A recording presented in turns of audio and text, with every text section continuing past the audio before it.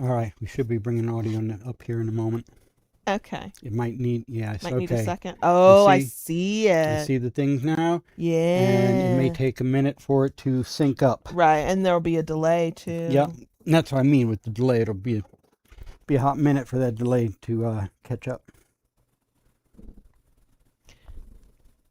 Now we have sound. Okay, Mr. Spot. good. All Thank you, right. thank you, thank you. Thank you. Now, the sound that we have, are we echoey? Are we staticky? Are we weird?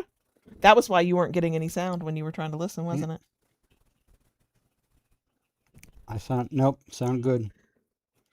Now I can, Cool. that won't work. Okay. Do you want to find out if I remember our intro? Yeah, go for it. Hello. Hi, Kayla Lords John Brownstone. of Loving BDSM, where we help kinksters like you have happy, healthy power exchange relationships. Yes, I remembered. This is our monthly live stream. We used to do weekly ones. We don't do those anymore. We just record. And so I didn't know if I would remember this. If you're new here, yeah, the first 5 minutes of silence and everything. Typical. Yep. Typical. We're here. Hey, we don't disappoint. We are consistent. Right. We are consistent. No, I'm gonna say hi to folks. Go ahead. I don't think I should when there's a mic around. Sorry, y'all. Hi, Julie. Hi, She Tiger. Hi, Mr. Spock. Hi, Ruby. Hi, Feng Shui. Hi, Living BDSM for commenting in the chat. That's me. Hi, Emily. Hi, Silent. Hi, X. Okay, we're here. We are. It's 8:01, so we're officially here. Okay. There will be a kinky Q&A that begins at 8:30. We like a little bit of time to like ease on into things. We take questions as they come. If there are no questions, we will just chaotically chat the whole time. It's fine, but that is when we open it up for anybody who might have a question. It's okay if you don't. It's okay if you lurk. Lola agrees. I think someone must want her sofa. Yeah, and then she'll a woo to let us know that she wants to be with us again. Not gonna lie, is that the first Lola a woo we've had in an episode in a recording or anything? In a while, yeah. Yeah. I think there was one in one of the most recent episodes. She wants attention. Oh, she wants attention. Yeah. Because as soon as I walk to the door, she just lay right down. Oh. Well, Lola, are you going to talk to everybody tonight too? They love it. She's more interested in sniffing under the table. I don't know what her deal is. Good girl. Hi, Gonza with Donza. Yeah, it's actually kind of weird now. Is it? Because it's no longer normal to me. Huh. But it also hasn't been that long. Right. But I don't know. It is a little weird. I'm wearing the pajama shirt, but I did not come braless because I was like, they only get to see me once a month now. I don't need everything swinging and hanging, you know what I mean? Like, prop them up a little bit. Goodness. I am coming to you with damp hair because I didn't take a shower till 6:45 tonight. But if I pull, and I will eventually have to pull my hair back. I will get hot. I know I will. I bumped the air a little bit. And I appreciate you. But with my hair being damp, I know. If I pull it back, I will have a crimp in it until I wash it again. And that will annoy me. Hi, News Junkie. So, what you got? I'm going to complain about doctors. I'm going to both complain and be happy because I mean, there's nuance to life. But what have you got before I start bitching? No, you go ahead and get your bitching out of the way. I mean, I can bitch all night. I know. Go ahead. Can I tell you I am still touching the area where my new patch is because I don't believe it'll still stay on? Yes. So look, Silent, y'all you weren't always bra people. Friday Night Lives, I usually was coming braless, but I was like, no, I think I'll wear it. I wear a sports bra. It's comfy, you know. I'm not wearing wire, you know.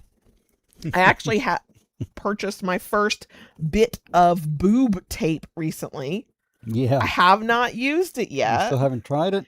No, because I haven't worn anything where that would be necessary. Okay. Well, I thought you were going to experiment with it a little bit. Yeah, and then you know, a lot of stuff was going on, so yeah. I wasn't really like in the headspace for it. True. Unfortunately, because I didn't experiment with said boob tape to figure out what is needed and how it works. I'm a little annoyed with myself because we're supposed to go out tomorrow morning, farmers market, and like to go just be out, and it's gonna be great. And there are a few things I would like to wear where I don't want bra strap showing, and my boob tape, assuming it works because I haven't experimented with it yet, would be great. Hi, Kim. So, yeah. Anyway, yeah, I have boob tape now. Okay, so this actually does relate to topics we have talked about, because the topic, I think we did it in 2025 when we did perimenopause and power exchange.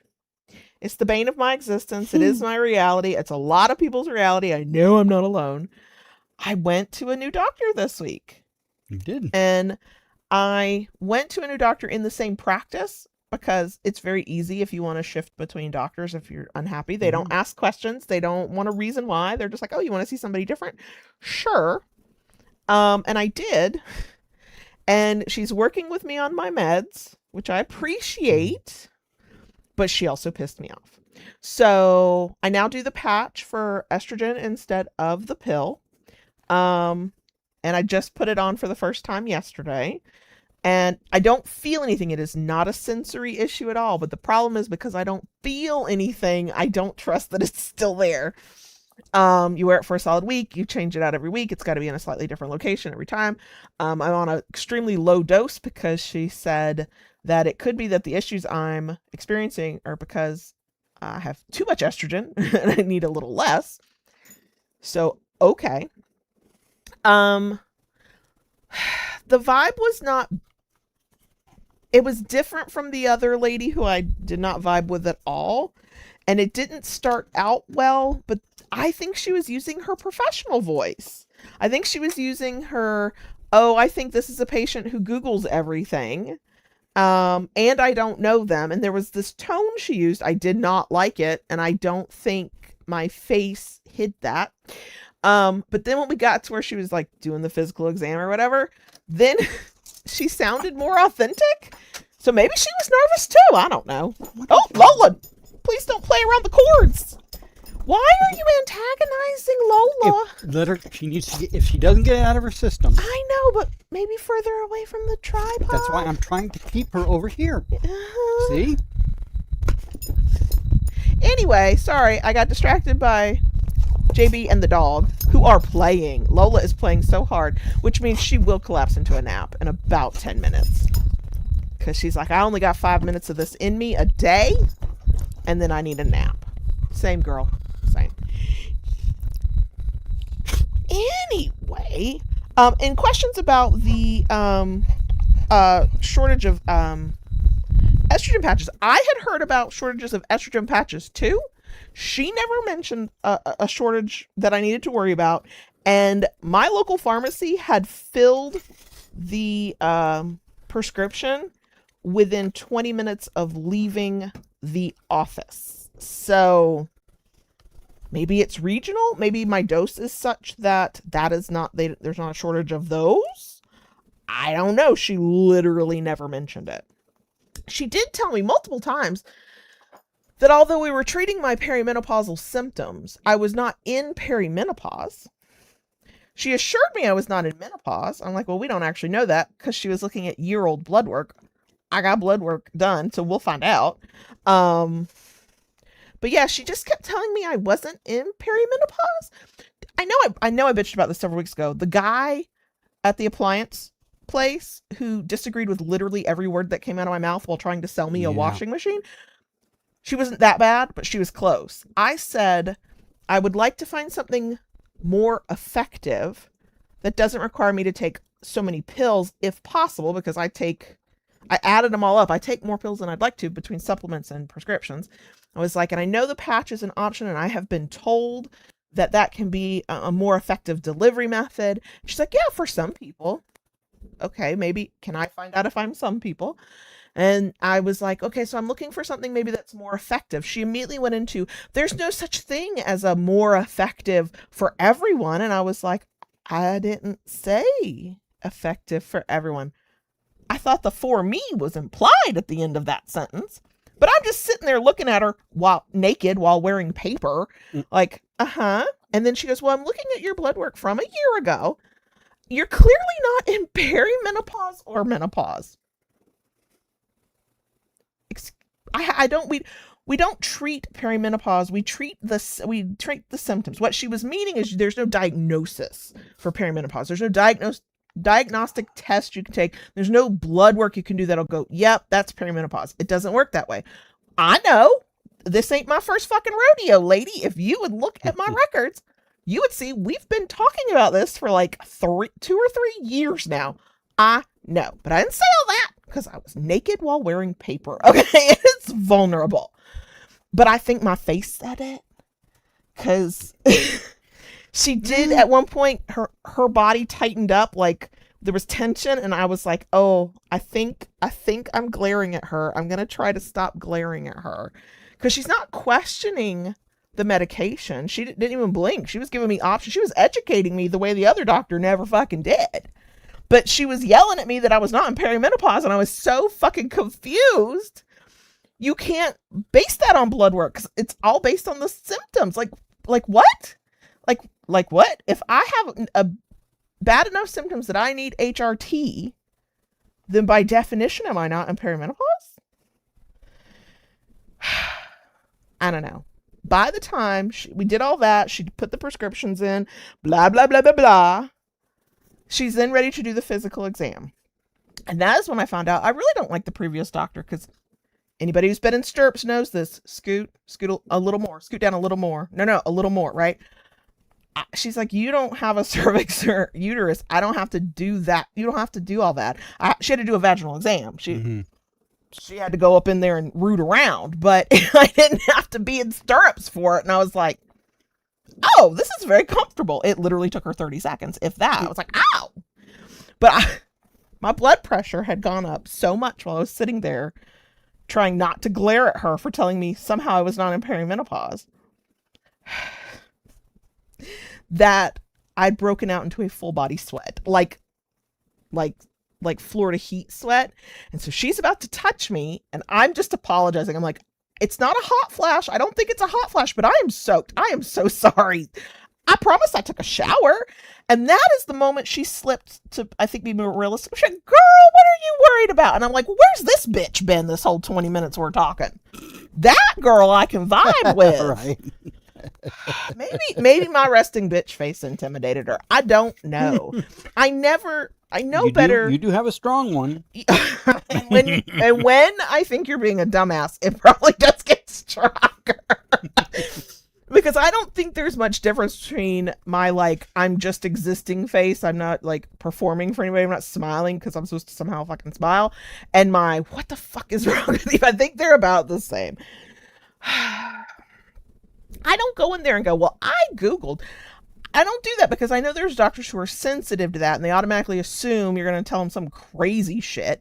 I'm just like, doctors have said, and I was, look, on the more effective delivery method, it being the estrogen patch, I got from literally our youngest child's gender affirming doctor who prescribes estrogen all fucking day. That is where I heard that information.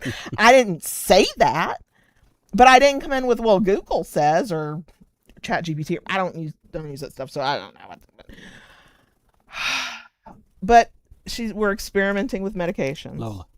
And so she told me I could stop taking one because I didn't think it was working. And she's like, and if you find out it really was working, you could start taking it again. And I was like, cool.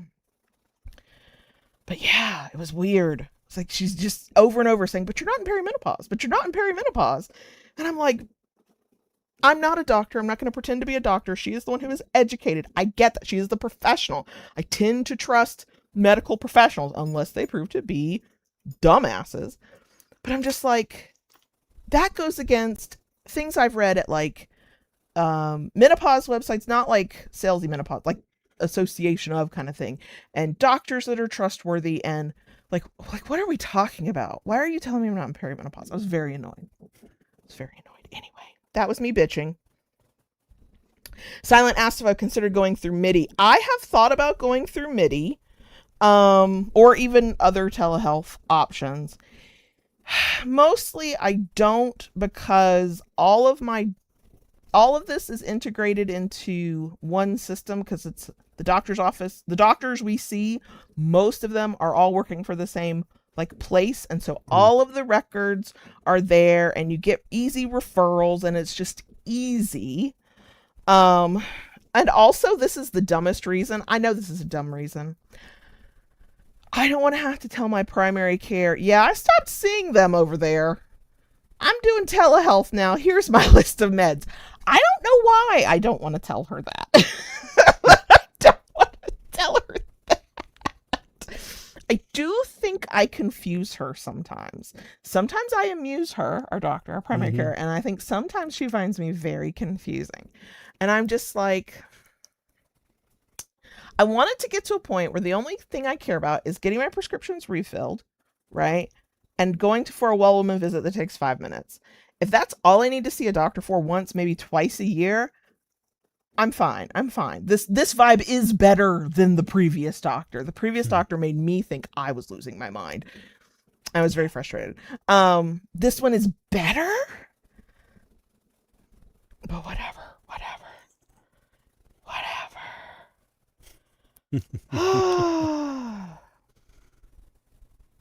Lord. Oh, Julie, yeah, ovarian cancer is definitely nothing to play with. No. That is something that is very prevalent on my maternal side of the family, to the extent that my mother had one weird-ish biopsy, nothing conclusive. Nobody was like diagnosing her with anything. And at first they were like, oh no, it's fine. And then her primary care was like, would you mind getting a second opinion? She's like, yeah, sure. And that doctor went, can we just take it out?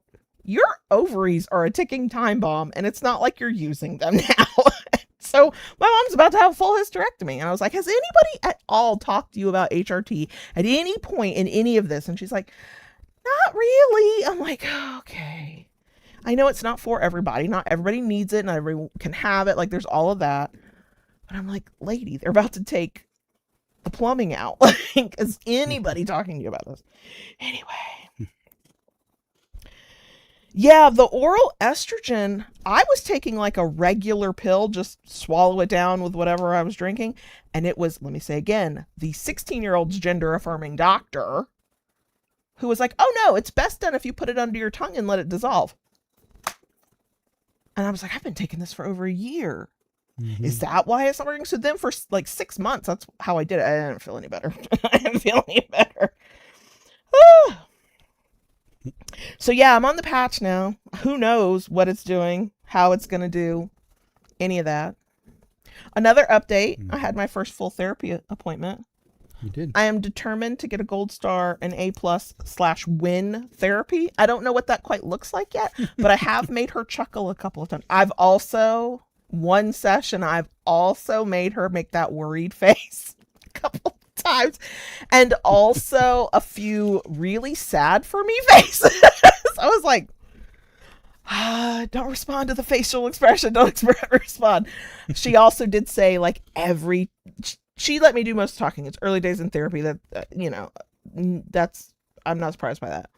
But every time she would talk, she would go, well, it is common in ADHD to fill in the blank. It's very common in ADHD. And then at one point she went, well, yes, with autism, there's blah, blah, blah. And if you have both, and she's just making deep eye contact with me through the camera. I was like, it's not an official formal diagnosis, but it does feel like validation. Might be headed in that direction. She clocked me in the 15-minute free consult we did to make sure the vibes were good. She was like, in ADHD, it's very common. I was like, oh God, it was only 15 minutes of me talking. So... Silent, I did not know that. Silent says oral estrogen can raise your blood pressure too. God damn. Well, I will say, so I'm on blood pressure medicine, and for a while you could take my blood pressure and it was basically spot on perfect where it needed to be. And it's not high. My doctor doesn't want to change my dose. She's fine with it, but it is, air quote, like by a few points higher. Could be the estrogen. Fuck, I don't know. I do exist under a lot of stress. So, like, full body sweat while wearing paper at the doctor's level of stress. Look, I don't think you're supposed to make the paper gown damp. But I just whoosh, like I went up in an inferno. And it wasn't a hot flash. That did not feel like a hot flash. It felt like annoyance. You're like the Human Torch. Yeah. So. Oh, silent. Yeah. I think I'm getting there with my therapist. Oh, Lord. Yeah. So that's been my adventures in medical stuff this week. On one hand, it's been good. Like, I'm in a fairly decent mood. I think I worried I had made a mistake about having my very first therapy appointment in literal years and meeting a new gynecologist all in the same day. Did I have an emotional support Diet Coke from McDonald's after both of those appointments were done? Yes, I did. But I wasn't like, I thought I'd be more mentally or physically drained. I wasn't. I was like, it's fine. Because I didn't have to fight for meds. And I learned stuff from that doctor. That's what's so, the dichotomy is so fucked up. Because she was the one, I told her, I said, look, the estrogen I've been on didn't really start feeling like it was working until I started taking a supplement called DIM, D-I-M. There's a big long word I never remember. It's kind of known colloquially as DIM. I was like, once I started taking that months ago, a year ago, easily, I started to feel better. And she went, oh, that supplement lowers your estrogen. She's like, so, and I'm like, well, why the fuck didn't the first doctor who recommended it tell me that? Like, they apparently have, I don't know how new it is. There is now an oral estrogen that combines testosterone. She was like, we could do that and you don't have to do the testosterone cream anymore. I was like, yeah, the only thing I'm positive that's working is the testosterone cream. So yeah, I don't like, shoving it up there twice a week, but I'm not messing with what works. That work, I promise you that is, she doesn't know me well enough for details, nor would she want them even if she did. But I'm like, lady, that's the one thing that's working. So worked quite well at that. We're not touching it. We don't fix what ain't broke. Tayshu, I will say I did also have a little cheeseburger and some french fries. It ended up being my lunch. I almost did stop for a second Diet Coke. I finished because I go to the doctor. I get something to eat because it's like 1 o'clock by the time everything's done.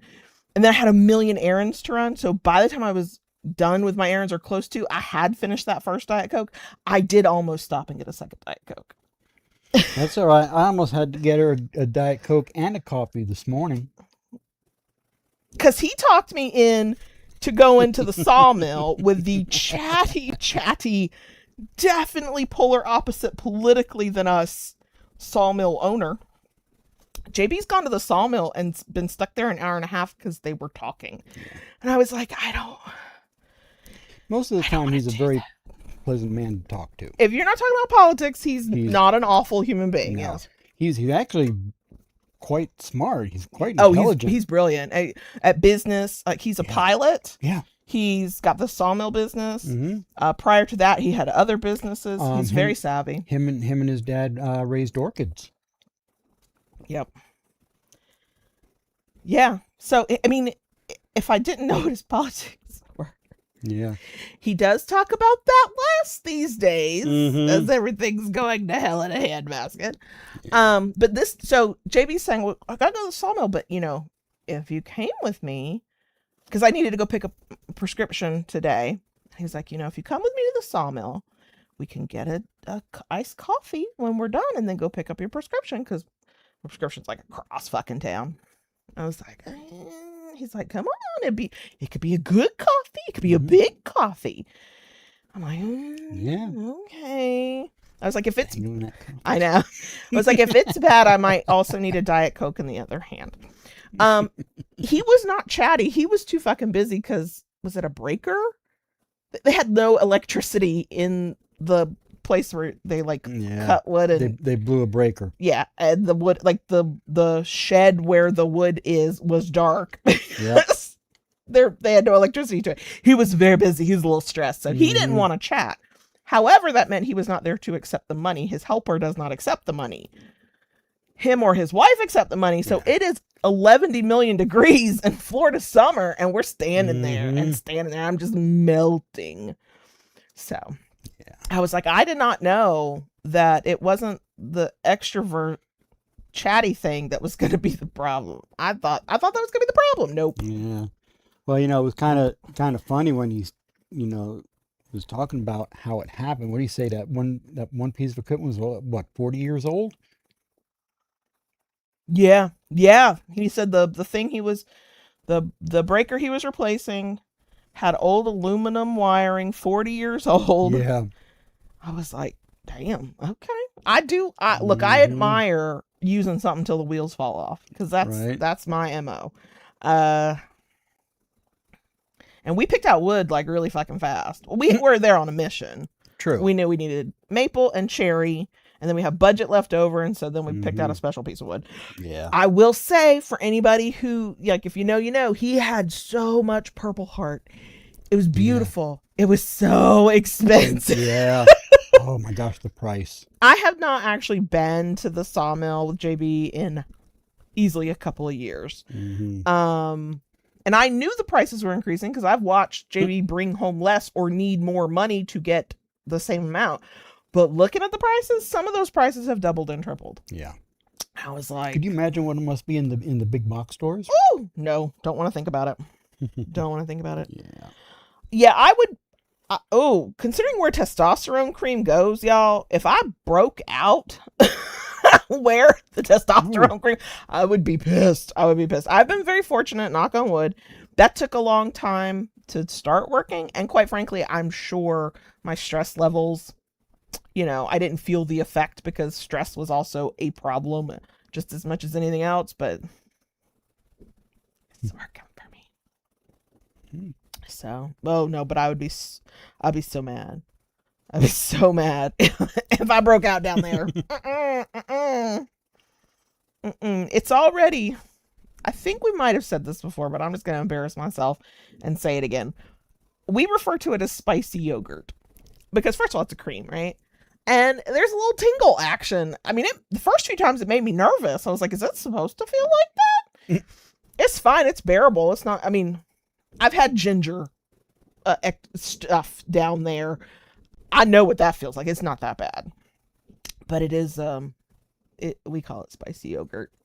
Only have to take it twice a week. Thank God. It's not a suppository. I'm grateful for that. I don't want to do that either. But yeah, I guess I'll take my testosterone cream for my cold day. Oh my Lord. Oh my gosh. Yeah, Purple Heart is so pretty. It is. So expensive. But what was nice to see, because I know there was a time around COVID mostly, it was nice to see a huge variety of types of woods. True. Like, he's got all kinds of stuff. Well, he's opened up he's got two sides. He does. He's got more space and more wood and Yeah, he does. He's running the mill more, and he's got help, so that. Yeah. No, X, I don't. It's why the whole ginger root up the back door as both play or punishment was always a hard no. Like, no, I don't want anything tingly back there. Thanks. We tried a ginger something tingling lube one time, and I thought my cooch was on fire. I was like, nope, get this off of me now. That was what JB took one for the team. He got it off of me. Yeah. And orally. He got it off of me orally because it was supposed to be like an edible kind of whatever. Yeah. Get that shit off of me. He did. I started screaming and I went, get it off of me. And he dove. Which, I mean, I was already there. That's true. We were trying to like, have a good time. And here's the thing, that kind of enthusiasm in other circumstances would have been very flattering. In the moment, it was good to know he understood the nature of the emergency, and this was indeed a 4-alarm fire. I'm still traumatized by that. Hey, it still worked. The method may have been a little... I mean, in any other situation, I would have had a great time. But I was like, I just need the fire to die down. I need to like make sure the labia don't literally burn to a crisp or fall off. Somebody had sent it to us that time. Yeah, to try. And that went immediately in the trash. Not after that reaction. Nope. Keep that shit away from me. It is 8:30. We're gonna keep being weird and random as we often are, but if you have any questions, feel free to ask them. There are things to know before you start typing. One, it doesn't show up the same way anymore, but please tag us at Loving BDSM. It should sort of like autofill for you. That does make it a little bit easier to see in live chat. Your question should fit within whatever the character limit is of a single live chat message doolally. If it's longer than that, then this is not the right format for that. You can email us or whatever to send in your question. And if you are asking questions and you don't think we're getting to your question fast enough, do not spam the chat. Our lovely moderators put your ass in a corner real fucking quick, and I appreciate that about them. So if you have questions, feel free to ask them. If there are no questions, I don't give a fuck. We will keep being random. I think I've sucked up all the oxygen. I think that's like my part of just the week, because if I had to try to remember over the past month things that didn't make it into the bonus section, that's never going to happen. So, JB, what have you got? You know what I got? I went to the oddities market tonight. In your kilt? Yeah. I figured if anywhere that I can wear my kilt is at the oddities market. And, I hope I muted myself. I tried real hard. And it was really cool. From my understanding is that they... I am not muted. Sorry.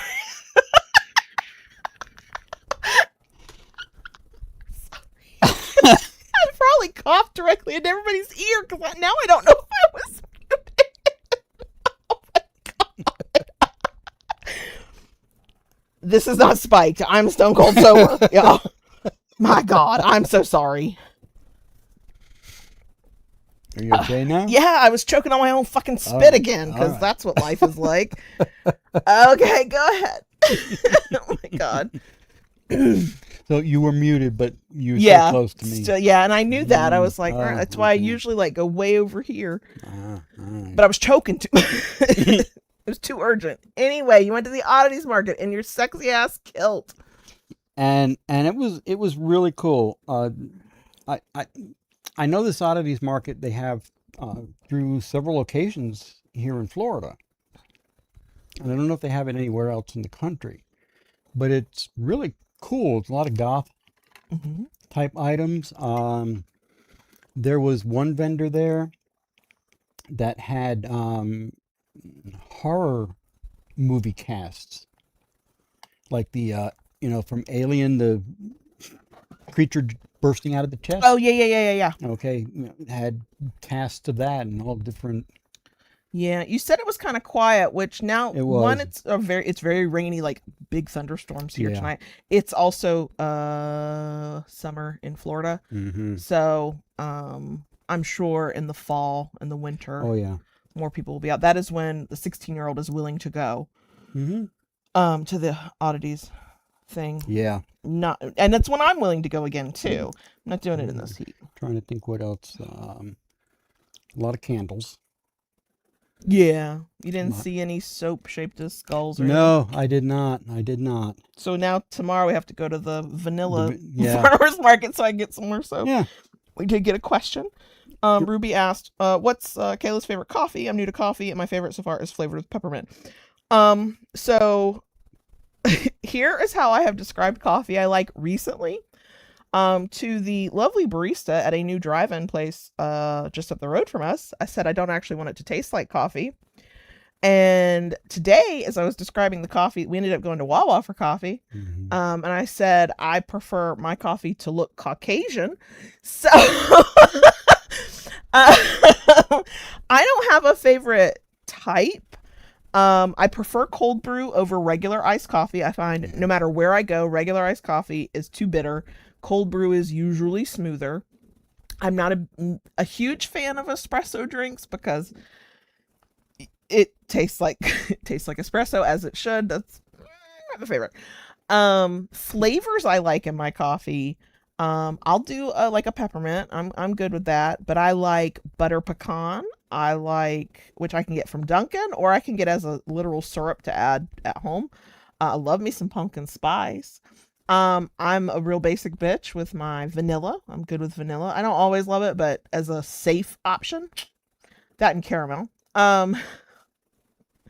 But I want the caffeine of the coffee, and I want it to taste sweet without being like cloying, which is a very subjective thing. Everybody's level of sweet they can handle, yeah, it varies. But I don't want it at all to taste or really even look like coffee. I get away with like not drinking mostly cream by using sweetened creamers, non-dairy creamers, so that I'm lactose intolerant, so I'm not like having moments. But and I can use a little less of that cream to mask the flavor of the coffee.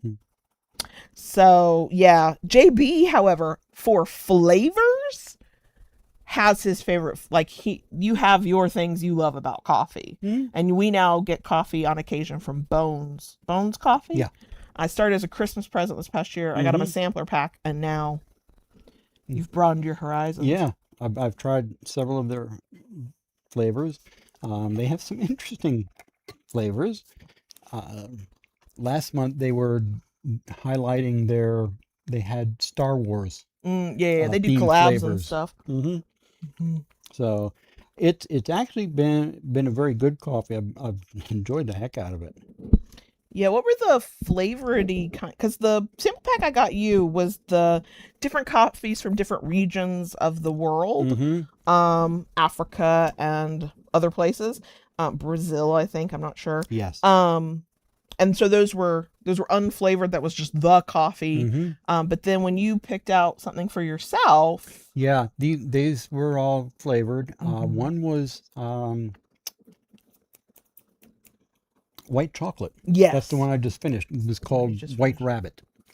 yes, And of course, one was mocha. mm-hmm. And You got like a caramelly one. salty siren. Yeah. Yes. Mm-hmm. Yeah, it's like a salted caramel. What? And then you just ordered some more recently. Yes. What'd you get of that? This is from Bones Oh, Coffee, if anybody's interested. Oh gosh, I can't remember the name. It's like Dragon Grog or something like that. What kind of tone or flavor is it? It's like it's a chocolate and nut. It's got chocolate and nutty flavor. Okay. What was that one I sent you? I literally sent the man a Bones Coffee ad because I was like, ooh, this coffee sounds good. I don't remember. And it was what like, I that think was. a butterscotch caramel toffee thing. And my mouth started watering. I don't even care about flavored coffee. Like, I want my coffee drink to be flavored, but I don't necessarily care about the flavor of the coffee because I don't want to taste the coffee. But that one, I was like, a bitch might be willing to taste the coffee. Silent, yeah, no mint. Because it's out of season for them. They don't have any right I now. missed it. They did have some, but when I was ready to buy, they had sold out for the season, so have to wait. You have to wait till it comes back around. And I was looking for you because we had talked about me making you a homemade pumpkin spice cold brew. Oh, yeah, because they offer like pumpkin spice and coffee. again, they still had some, but when I went to get it, shop, yeah, they didn't have it. It was gone, and not until now. But he's not fully without mint stuff because we like skinny syrups. They're yes, flavored, 0 sugar, 0 calorie syrups, a shit ton of fucking flavors. Yeah. We were still shopping there when both the price of the syrup and the shipping was affordable. So we wait for sales now, but they have done a collab with Dippin' Dots, and one of their flavors is mint chocolate ice cream. Yes. Is bright ass fucking green. Mm-hmm. And I'm looking at the Yeah, it things. is. They had a July 4th, like 25% off sale. And I'm scrolling like, would you like that? And he's like, yes, I would. Please add that in. Mm-hmm. So yeah, looking forward to giving that a try. Yeah. And you know, the thing with the syrups, that gives us the most flexibility. Mm-hmm. I am a creature of habit, so I bought at the end of like early this year when they were selling through their seasonal stuff, pumpkin spice, peppermint mocha, that kind of stuff. I bought a couple of extras of pumpkin spice flavor. I've been letting that like take its time going down. And yes, in the middle of the summer I'm having pumpkin spice fucking coffee.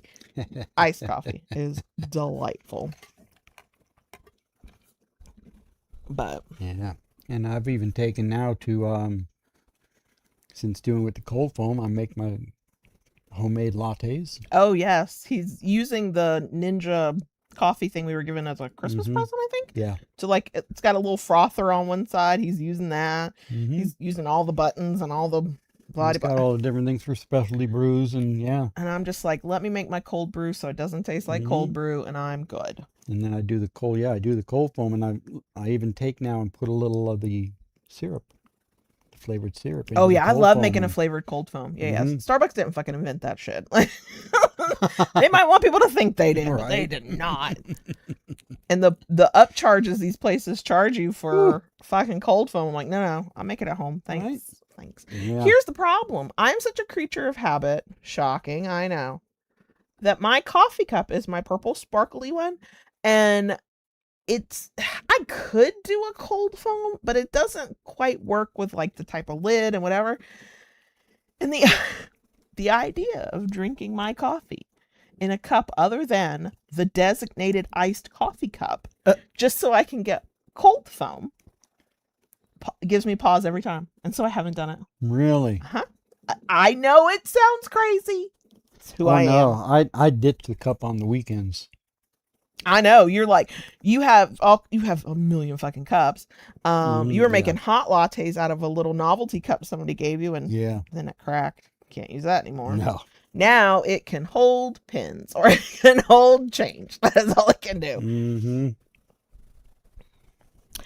Apple cinnamon, I would, as a flavor, like to put in my coffee, I would probably do something like that. I would probably enjoy something like that. The apple, I'm indifferent to, but the cinnamon, there's a flavor I think we get from Skinny Syrups. It's brown sugar and cinnamon. Yes. That's yummy. Yeah. That's yummy. That is. And apple cinnamon muffins. Muffins in general. Yeah. There are very few flavors of muffin that I have come across that I'm not like, that sounds good. I mean, I'm a basic bitch. I love me some blueberry, you know. Yeah. Lemon poppy seed, yes, please. Apple, 100%. I did not think I would enjoy it this much. It made me a convert years ago. My mom and I were out doing whatever, ran through Dunkin'. It was the fall.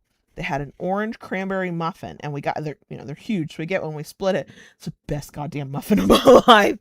And two things I do in the fall, air quote, fall season at Dunkin', I'm getting a pumpkin spice donut. That's a damn good donut.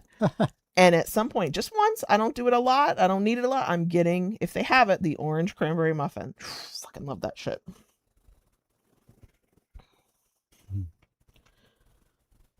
Thank you, Silent, for answering that. Thank you. Yeah, if you whip it or froth it too much, you get whipped cream. Yeah. If you don't do it enough, it's just milk. You just. I have made cold foam with just heavy whipping cream. I have made cold foam with half and half. Yeah. I think I once, it took a minute, but I think I once made some with just whole milk. Like the more fat content you've got, the easier that is. But there's also a point that you can go too far and unwhip it, and it's not pleasant that way. Don't do that. Oh, Yeah, I've been doing mine with the half and half. Mm-hmm. Yeah, you said you tried it with the heavy whipping cream, and you were like, yeah, no, not my cup of tea. You know, for a long time when we did keto a million fucking years ago, we were like, give us heavy whipping cream, and you didn't need a lot. It's so rich. You could have a little bit and it would be fine. And now I use it in cooking every so often. What did I make recently? It was wasn't the Alfredo, was it? I ended up using some in it. No, but it was the pie I made. That's the chocolate peanut butter pie. That's right. Oh, that shit was good. So yeah. He's like, no, I don't want that. I don't want that much heavy whipping cream near me anymore. And I'm always a little amused by it, because there was a time when we were like, that's all the fuck we want. We don't want no damn half and half. Don't give us no milk.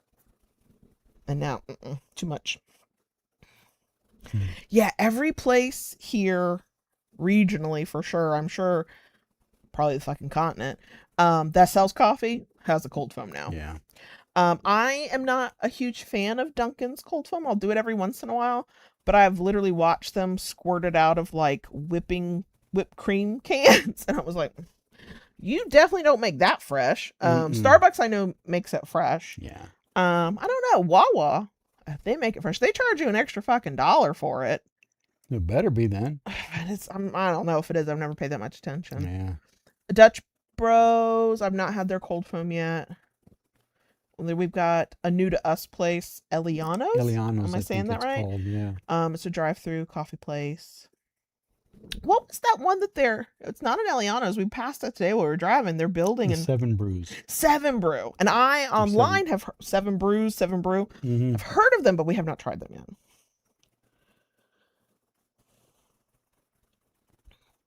You know, Silent, I tried the butter in my coffee thing. While I was doing keto a million years ago. It was good the first time I had it, because we only have salted butter, and I think it was the salt that cut the bitterness of the coffee. And if you have to do it in hot coffee because it's butter, right? The first time I think I drank it really fast, because I was like, wow, this actually tastes pretty good. The second time I tried it was the last time, because I didn't drink it very fast. And next thing you know, you literally have butter floating on the top of your coffee. That was not appetizing to me. It didn't go over well with me either. No, I tried the trick of, instead of butter, you could do coconut oil in your coffee. And all it did was taste like coconut oil, which is not a flavor that I love. I went, no, I won't do that again. Diet culture has had me in a chokehold for my whole ass life. Man, that keto shit, I did some weird shit.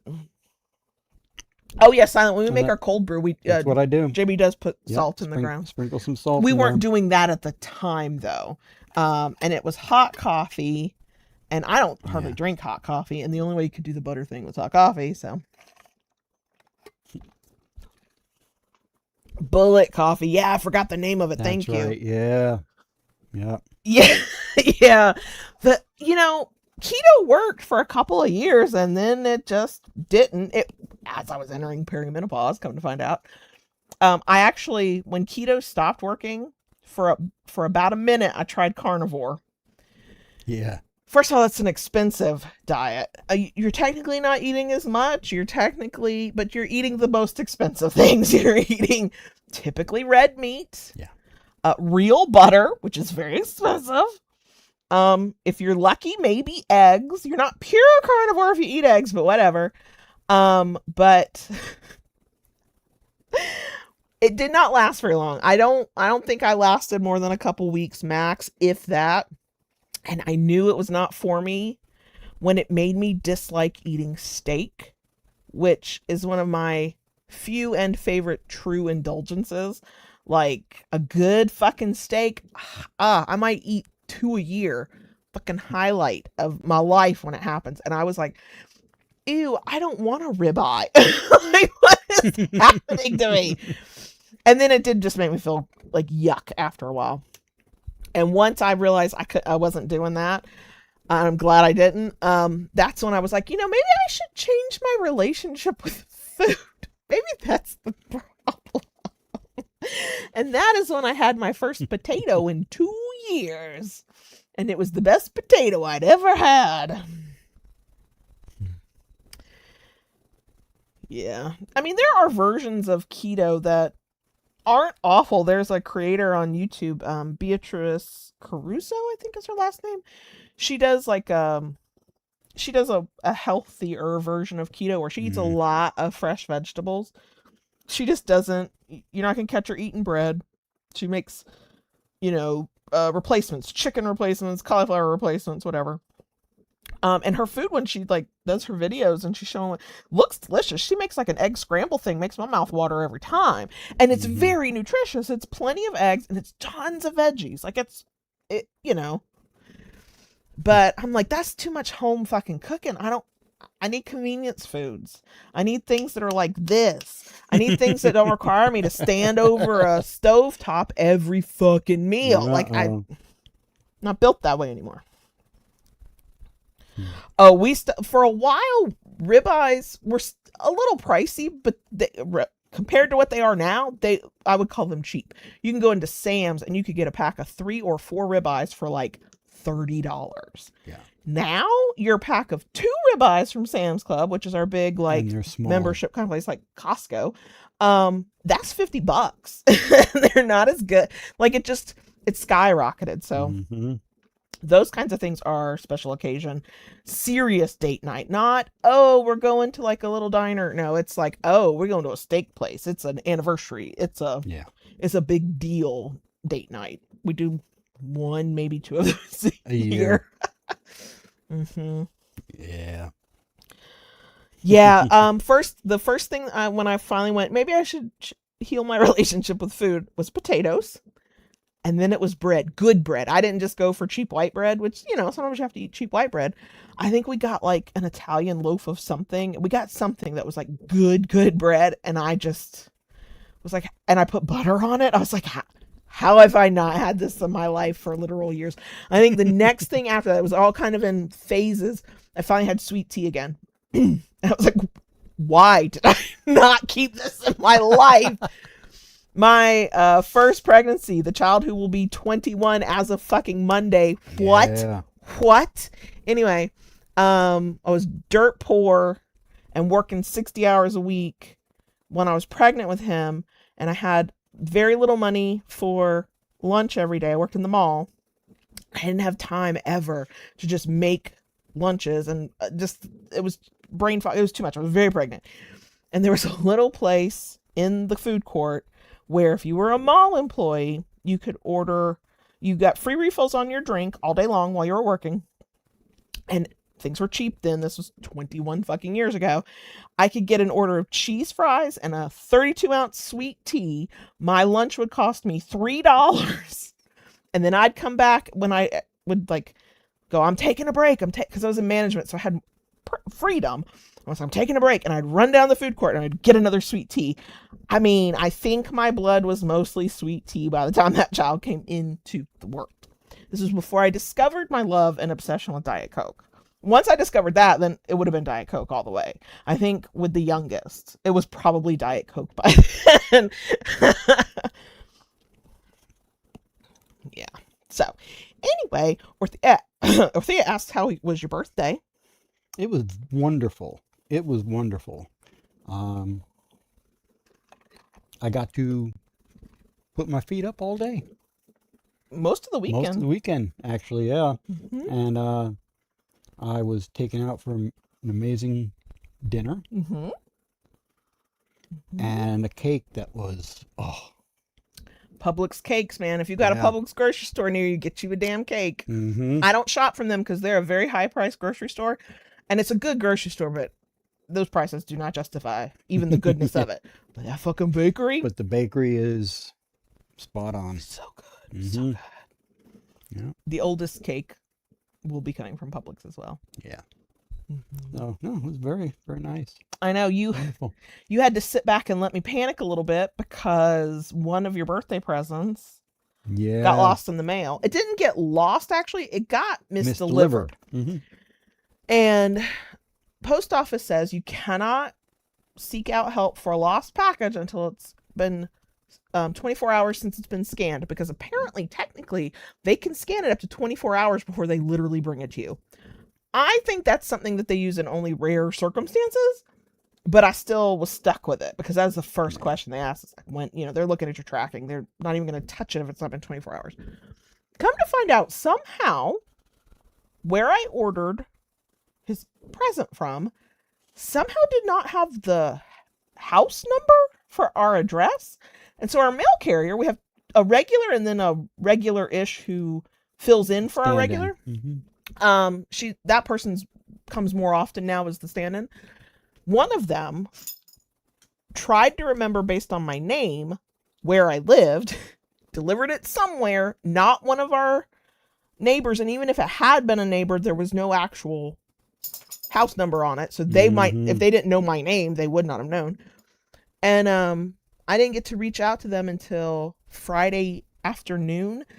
Yeah. Saturday morning at 6, our local post office is emailing me going, I got your thing. We will take a look.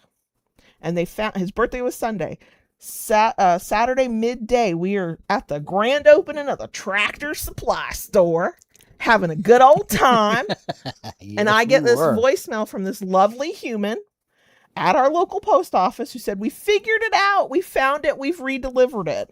And then said the words, I have this in a voicemail. Whoever sent it to you had their own little boo-boo. They didn't put this house number on it. I was like, a professional just told me that somebody else made a boo-boo. And I was like, oh, bless your heart. That's Southern coded. I know that term is used everywhere, but it's very Southern coded. But it was super, super sweet, fast. It's like, yes. So that came on the same day his second gift arrived. One was from me, one was from the 16-year-old. And then I've had to return the gift from the 16-year-old for exchange for a new size. So he doesn't actually have that second gift. I'm great at this whole birthday thing. You want me to be your birthday planner. It's not your fault that it was the wrong size. I'm the one who ordered it. You based it on what I'm wearing, but it's. I know. But I wanted it to be perfect. That was how I learned that Pink Floyd, the group Pink Floyd, has their own shop, and they use Shopify. I think it was not that, Pink Floyd has a store. That made sense once I saw it, Yeah. Of course, because they're making money however they can. It was on Shopify. I was like, okay. But yeah, I had to keep going, you're not allowed to check mail. And like pushing it to the side. I will check mail. And he is our mail checker. You check all mail. I carry the boxes in. All of it. Sometimes I remember to check mail. Maybe I'm coming home from an appointment. I'm like, I'll go check the mail to be helpful. But sometimes I'm like, I bet I should go check the mail. And I still walk my ass inside. And then I go, did you check the mail? Oh no, I should go do that. I'm like, yeah, it probably needs to be checked. Oh. Look, my therapist pointed out that I tend to take on a lot of responsibility. And I'm now trying to work on seeing where I can let go of some things because I want an A+ in therapy, okay? Just a reminder for anybody joining us, technically, we're willing to answer questions if you have any. Please tag us in your question. It has to stay within the character limit of a single live chat, blah, blah, and don't spam the channel. Okay, great. So, yeah. But yes, it was a very nice day. The presents were wonderful. They were from your list, so we couldn't fuck it up. Yeah. And I still have more on the list. Even better. But also, we found gift ideas for you last Christmas after we had purchased, me and the 16-year-old, after we had purchased your gifts. So I took pictures. And so Christmas time, I can go look for them again. And they might be gifts. You can't. I'm a full believer in make a list, and the almost 21-year-old was like, I want this. And then we went and got that, right? Like, let me get you what you want. I like that. If you don't know what you want, yes, I will get you gift cards and or cash. Great. I like doing that myself, right? But as the gift giver, I like to think about the person and go, I know things that they like. They could never have asked for this because they did not know it existed and it fits with their interests. So I will get both what is on your list and also what I know you would probably enjoy. That is how you got that gigantic coffee table book of Geddy Lee's bass guitar collection or whatever it is. Yeah. Big, beautiful book of bass. And it is. Mm-hmm. And it is a literal coffee table book. It sits on our little IKEA coffee table and hasn't crunched the little IKEA coffee table yet. So it's a big ass book, y'all. It's big. It's fucking heavy. It's a book that, you think would be, what do you call it, in a library when they have like a podium for the books? Yeah. I know. I know what you're talking about. Yeah, I almost need one of those. Tayshu said, not a question, but I'm still working on getting a mold made for Heart Evil Sticks. It's a different process than I'm used to making. I wanted to let you know I haven't forgotten. I love that because I 100% had forgotten. So I'm glad somebody remembers, and I appreciate you, Tayshu. Speaking of doors, we thought our newly installed door had been installed wrong. There was something wrong with it. Tried to contact Lowe's, who installed it. They would not get back to us. And then JB went, wait a minute, this literal months later, wait a minute, and solved it himself in 30 seconds. But we had brand new door frame, a whole thing, brand new installed, had to get a fucking permit for it. Do you know the law has just changed? Yes, I do. I'm so pissed off about that. Anyway, the law has changed so that certain projects under a certain dollar amount don't require a permit. And had we replaced our door under that new law, we would not have had to pay $300 for the permit to change the door. And wait. Anyway. So they installed the door. I love this door. It's the one I wanted. But you could literally see like 16, 18 inches from the bottom up, a sliver of light from the outside that was just open. And we could not get anybody to contact us back. And JB fixed it. Yeah. Yep. I've been doing a lot of fixing lately. Yeah.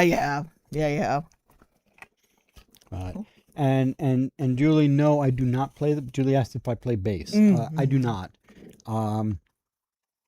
I've just always been a huge fan of Rush. Anything Rush. You can never go wrong. Anything Rush he's going to love. One of my birthday presents was a physical copy of Geddy Lee's book, Ghost Rider. Which you listened to in audiobook form, didn't you? Am I remembering that? I listened to it in audio and I read it have it on my Kindle. So now you have the physical copy. Cool. Yeah. You'll be so proud of me.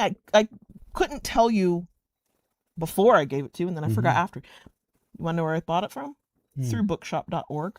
So that the proceeds went to a local bookstore instead of giving more money to Jeff Bezos. Yeah. Cool. I know. I was very proud of myself. Okay. Pom Mom asks, I want to make a kinky YouTube channel under a different account. What is your advice for a new content creator? Been in the kink community for almost 10 years. So, a few things specific to YouTube. Be prepared for it to be very hard, even once you meet the requirements for monetization, to monetize. There's a thing in YouTube where you set your ads and they ask you to, air quote, sort of certify what if your video is safe for ads, and anything BDSM, you have to click a specific button, whatever, under one of the safety things. Topics that we talk about that are not inherently sexual, not detailed, not whatever, still comes under a certain level of their safe for ads program system. And if you don't admit to that and you just let that video go through, in my experience, they will ding you on those videos every time. So even though you're saying, all we're talking about in my case, the thing is, we're talking about romance and relationships. What the fuck? I have to certify that it is safe for and meets criteria for. And on a couple times we've done topics that were a little bit more, I can't think of the word, but I had to select something lower, and I was like, but even when I do that, they'll be demonetized. And but they will still run the ads. You're right. YouTube's keeping the money. Oh yeah. And YouTube now shows you when you're monetized approximately how much you are making from your YouTube videos. And I think the highest I've seen that didn't have a super chat or somebody like actually giving us money directly, $5 because of how demonetized we are. So I tell you that to tell you, do this because you have something you deeply want to share. You have experience you want to share. There's things you're like, I want to share this with the world in some way. You're doing it because of that, not because, ooh, I might make money.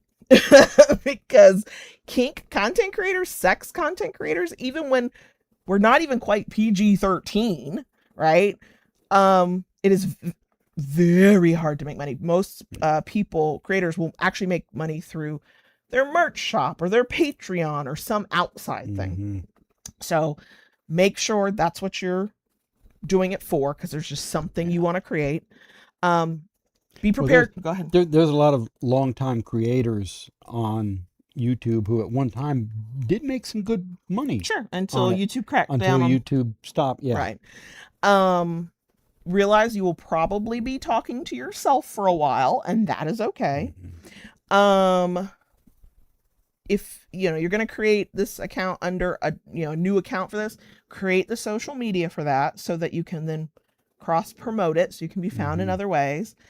There's a lot to learn about, and I kind of have learned it and I kind of don't care, so take that with a grain of salt. Thumbnails and titles and ways of kind of getting people's attention, so they're like, oh no, I want to click on that video. I don't usually play with that kind of stuff because I can't be bothered, but good creators do, and their videos do better. What else? There was something else. Oh, be careful in your video description what you link to, because YouTube has dinged us, and I've been putting time out because I linked in the description box of a YouTube video to a site they've deemed inappropriate. I mean, technically one of them did have porn on it because the person was a content creator and sex worker. Fair. Yeah. But they don't just let you delete that link and move on with your life. They give you a strike against your account. You get put in the corner. So there are hoops to jump through. So if you're going to be willing to jump through them, make sure the content you're creating is something you're like, I have to do that. Like, I feel compelled in some way to create this, because they're going to put barriers up on top of it takes time to grow a channel. It takes time to get people to pay attention to you. Those barriers are there, built in against adult content creators, even when we're not like, showing nipples or anything. Let's see. What else would I say? With video, we have an air quote fancy camera. And if I was doing it today, depending on the type of phone you have, like some people have, their phone is 5 years old and it's outdated.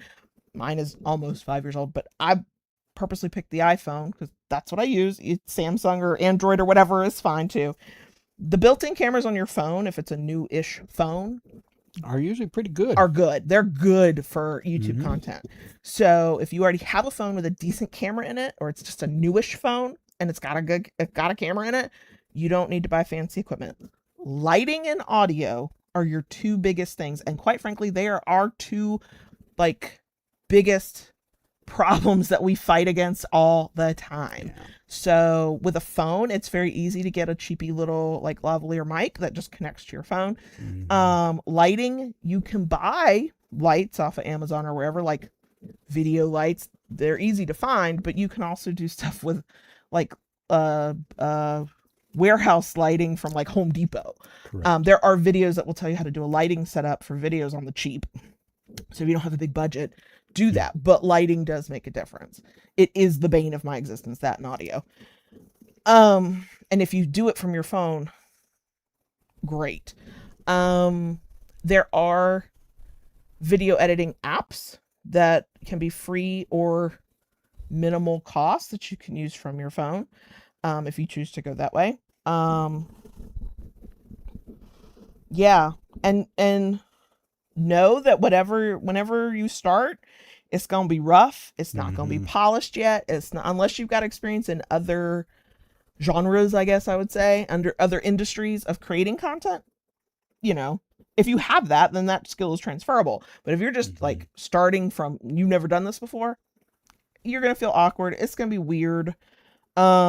I struggle looking at myself on camera. I can hear my voice and I'm fine. JB cannot hear his voice. Podcast or video, he's like, don't make me listen to myself. And I'm over here going, don't make me look at myself. So team. I know, right? So just know it gets easier with time. The more you do a thing, the better you get at a thing. There's a ton of content that will tell you how to do YouTube.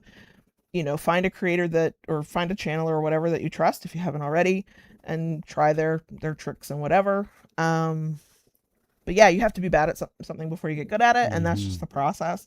I would tell you, after all these years on YouTube, 8 years, did I think I said? Yeah. I still feel like we're bad at it. I'm just more comfortable in front of the camera. Which is why you do it from a place of passion, you know, of I've got a thing I need to share and I need a way to share it.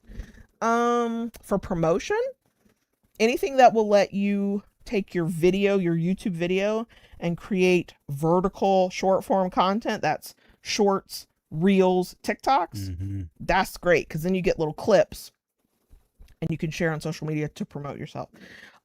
Self-promotion is a skill you have to learn if you don't have it from working in another adjacent industry. It's a skill all by itself. Tools for that I like: Canva. You can use it free. You get a lot more when you pay for it. It's like $20 a month if you pay for it. I use different video editing stuff on my Mac, and this works for Windows and I think Linux as well. I use something called KDen, DEN Live. Free.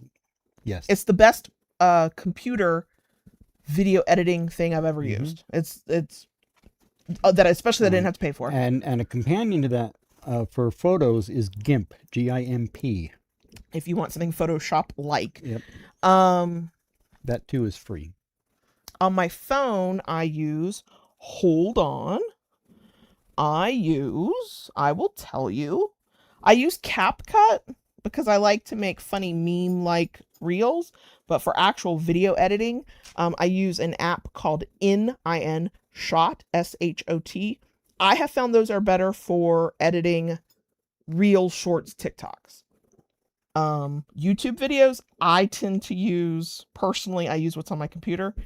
I'm positive there's some app that you could get if you use your phone that'll let you do it, but InShot takes any, unless I used it wrong, that's possible, takes any horizontal video and sticks it in a vertical video, and that just pissed me off. So there's probably a way to fix that, but I didn't care enough to find it, so I just have multiple tools.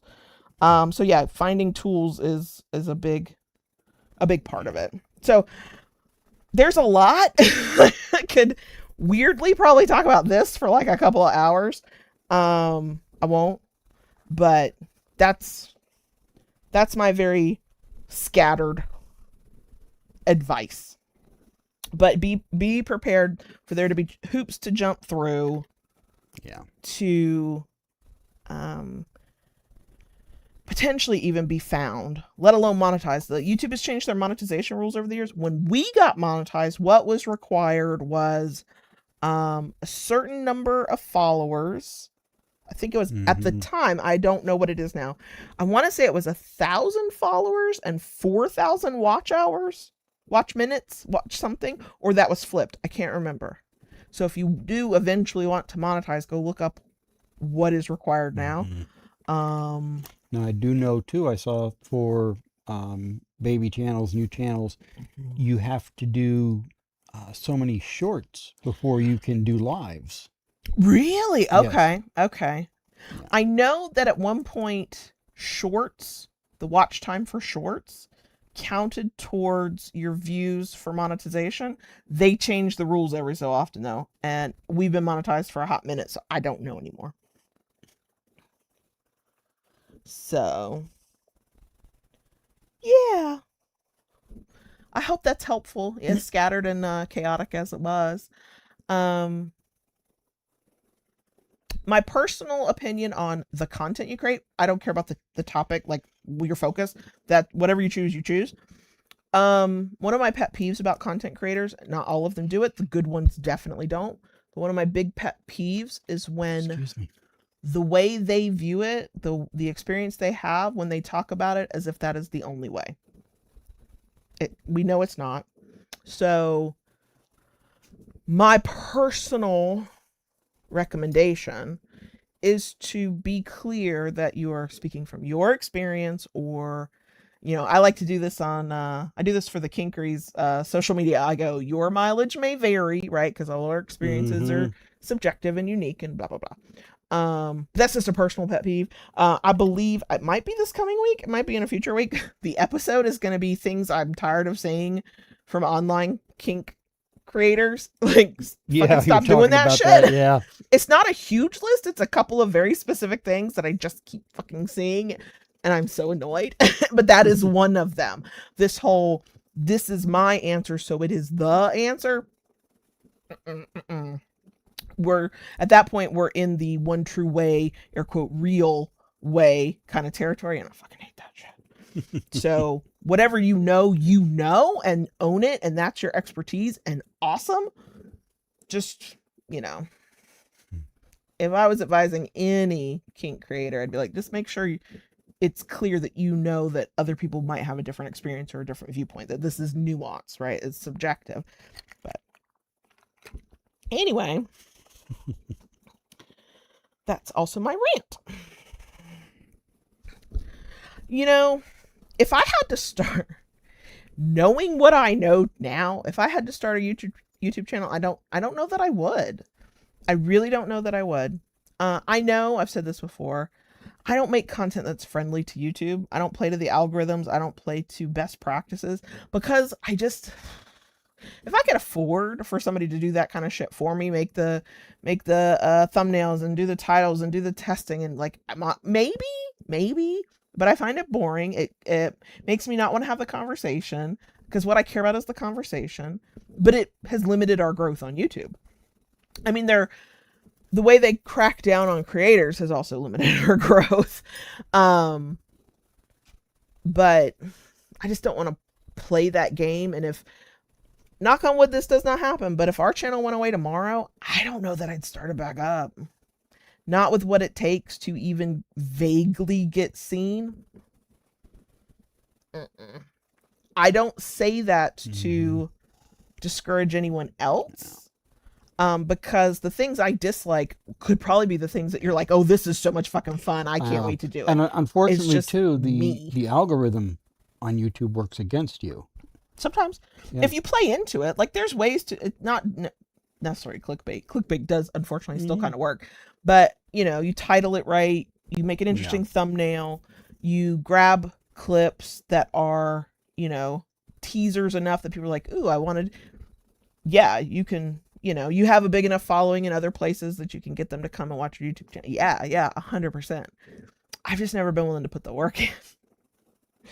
So I don't want to discourage anybody who's interested. It's just sort of, that's the game. If growth is the purpose, it's very difficult as a kink channel. It's possible. You have to kind of play the game. And I just don't want to. I just want to talk. That's all. But you're welcome, Pom Mom. So, yeah. And I will say, because I see X and Taishu talking about this, promoting yourself on social media is so fucking hard. Getting consistent at it, not constant. People think it has to be all the time. No, it has to be consistent. Is once I can get consistent, sometimes I fall out of consistency. Once I find my plan for consistency, it does make life a lot easier. What I tend to do is focus on formulas, like, and schedules. So on Monday, I want to post a piece of social media that's like this. On Wednesday, I want to post a piece of social media that's like this. And on Friday, I want to do this. I try to do 3 times a week, specifically on Instagram, because that's where we get the most traffic. social media traffic, and that's for the shop. That's for the kinkery.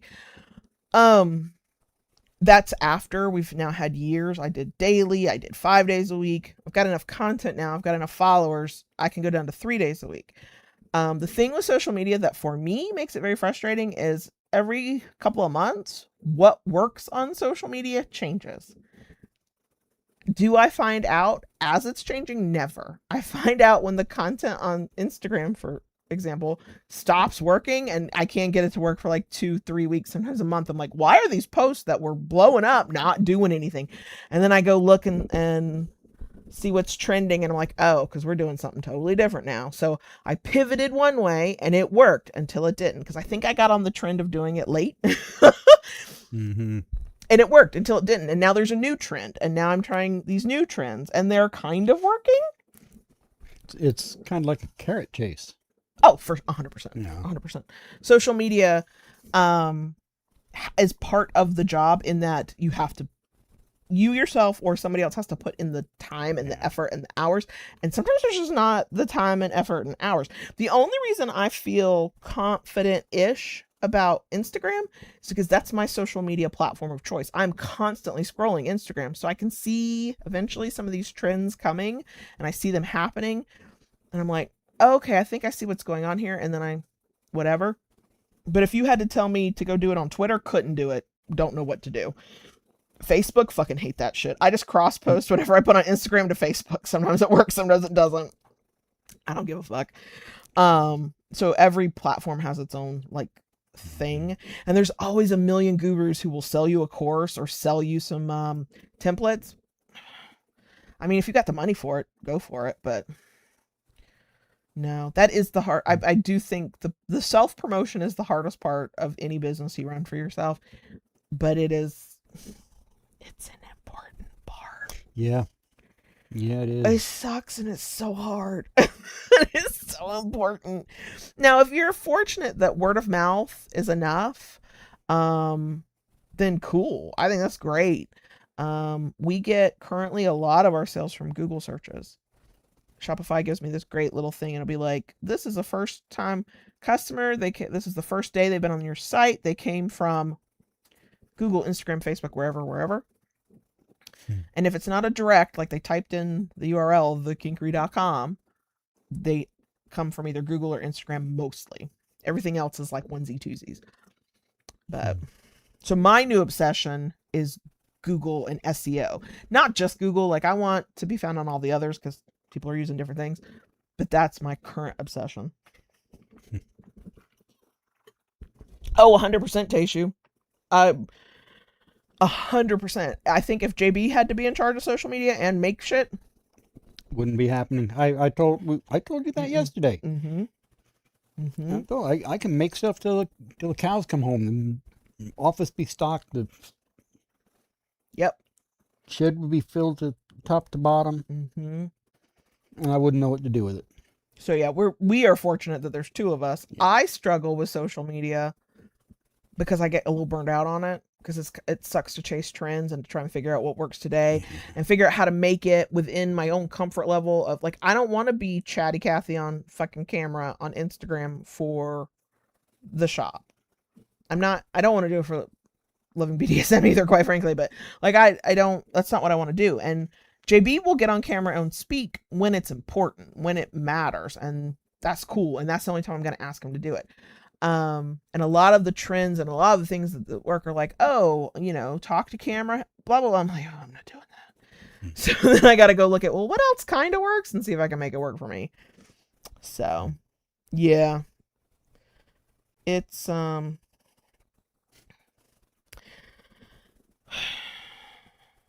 yeah, the big deal. And I struggle with it. I'm not saying I'm good at it at all. The thing is making content that resonates with the audience you're trying to reach. For Tayshu, that's going to be kinksters who care about collars. Not every kinkster does, right? For us, we tend to focus on pain or just impact play. Now we have our wax play, we have our knives, so I'll go in there and I'll do some stuff with that. But we focus on people who like sting, people who like thud, because that's the majority of what you're going to get from us anyway. But it's hard to be heard above all the noise.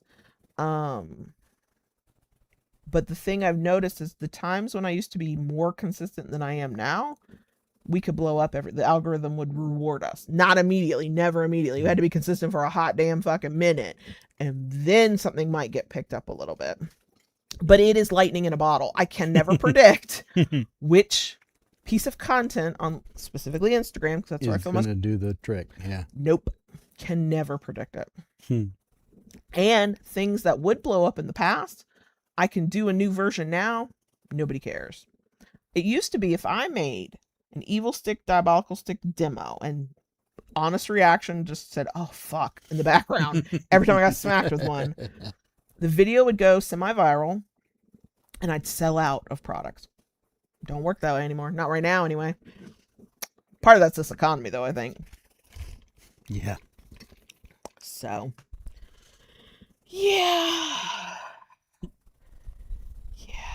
Now, X, thinking about you specifically, there's some stuff that trends with authors that I'm sure you're aware of, and I'm sure Silent's aware of, but I've watched authors have conversations actually on Threads that it works, and that is trial reels on Instagram with a screenshot of like part of a page of their book, whatever book it is, and certain highlights, like the dialogue's highlighted, and like a pithy little like statement about what's happening in this book, right? And the stuff I see is mostly romance, and so be the mafia MMC is gonna have to grovel after this, and then you get to read this little short snippet thing. I've seen several authors talk about how they'll post the same thing several times, maybe with a different trending sound or a different background to it, and they do trial reels, and they're, you know, it works. I was like, damn, I wish I had something like that for what I do, but that wouldn't, that doesn't cross over in the same way. But I did find that fascinating. I have found several books on Instagram for Kindle Unlimited because a little snippet came up and I could read it. Just saying. And you're not having to be creative. You're literally taking the thing you've already written and just putting it over B-roll video and a trending sound, and ta-da. Or a sound that works with the mood of the content. And I'm just like, why can't I have that? Why can't I just wave a paddle in the camera and add some mood music and sell? So here's my shop. Here's my paddles. Yeah. Yeah. Book Talk is very popular. Somehow, yeah. But those are the conversations I'm sort of witnessing online for authors. But I have 100%. I found some shitty books that way through Instagram. Sometimes they're ads. Sometimes it's just a reel that comes up in my feed. And I found some really good. The Sex Wizards book that I'm in, I'm reading the series of. There's, I think, one book still left to come out. One of the best kink books I've ever read. Ever. Kink is interwoven into the whole magic system so fucking well. And I would not have known that existed without a reel that came up on Instagram. Just saying. Actually, I'm wearing it, and I'm always wearing it. My collar. I need to buy a new lock. This is an old lock that is pre-Teishu. Mm-hmm. The collar itself is Teishu's. The locking mechanism, was it the locking mechanism? This is years of having it, so yeah. It took a beating. It's been in the shower with me almost every day. It lasted a very long time. So. X, I get it. Part of it is whether it's, whether you do it or, if Silent helps you, it's really just having a plan and the energy and the time. And like I said, it's tough. It's not easy for me because this is all I do. It's not like I have a full-time job I'm working. It's got to use all my brain power like you do. I can make this part of my job. And so I work like it's part of the brain power I have to use, but on a bad brain day I can't do it. If you ever see the Kinkery go on Instagram go more than 2 days without a post, not counting the weekends, It's because the brain won't brain, and I just can't do it. I don't have the ideas. I don't have the inspiration. I don't have anything to do it. So, yeah, it's tough. I mean, no, but if you put both of y'all's executive functions together, couldn't it equal like half an executive function? I don't know. Thank you, Kim. Yes. Was that the one you wanted me to read? Yes, I want you to read it so bad. It's so good. So it's Sex Wizard's book. Sex Wizards is literally the name of the series. There's, I think, gonna be 6 or 7 books. The latest just came out. The next book after that, I think, might be the final book, but I'm not 100% sure. I think that comes out in October or December, one of those 2 months. So fucking good. And even better, the author includes a recap of every previous book in the next book. So if you, like me, immediately forget what you read after you finish the book, don't worry, this author has you covered.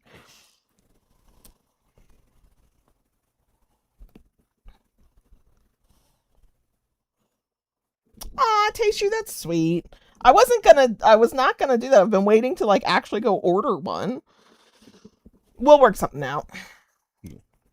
Yeah, Alethea Faust. I think their pronouns are they, them, but I can't remember. The series is so fucking good.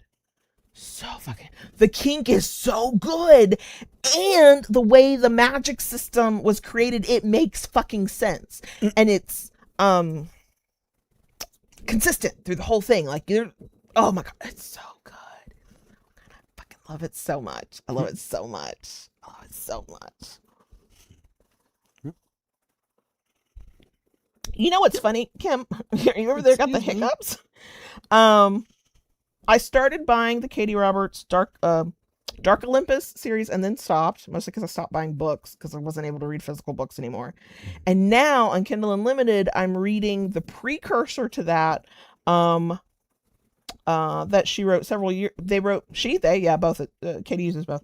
That they wrote several years ago, and they've updated them. So I just finished Desperate Measures, and that was Jafar and Yasmina, and it was very kinky. And now I'm reading the second one. I can't remember the name of the book. But in that series, the series I'm reading that's on Kindle Unlimited, because the other one is not on Kindle Unlimited, Katie also adds footnotes of thoughts she was having, or why this plot point is there, or, oh, this is an Easter egg for something else. And I didn't think I'd like that. You know, I thought I might find that distracting, but I was like, I'll take a chance. I'll read these footnotes as I'm reading the book. And it's been amazing. I love seeing inside the author's mind of why a thing was selected or how a thing worked. I was like, oh, I feel like I understand the books even better. Oh, thanks, Lizzie. That's sweet. I appreciate you. Thank you. Silent, I'm telling you, I think I even begged at one point for fantasy and kink, and it's semi why choose. It's because it's all open, and there's a lot of non-monogamy in like really healthy ways. So I can't remember now because it's been a couple months since I read the last book. I don't know if I'd call it why choose, but it's definitely open relationship kind of thing, and it just fits the fucking bill. It's so good. The series is so good. I will be very sad if my raving about it gets anybody to read it, including JB, and somebody's like, I didn't like it. He's so sad. Like, am I crazy? Am I the problem? Oh my god, it's so good. See, Kim, I worried that if I read the footnotes at the end of each chapter, I would have no clue what was being talked about anymore. And so I was like, I'll read them as I go, and if I don't like this, I'll stop reading them. I really fucking liked it. It's really cool. I can see how Katie's writing has developed over the years, because some of the first books I read, other than the series I have not finished purchasing, the Dark Olympus series, the stuff that's on Kindle Unlimited is some of her earliest stuff, Mm-hmm. and you can tell the difference in the writing style. Katie's only gotten better. Only gotten better.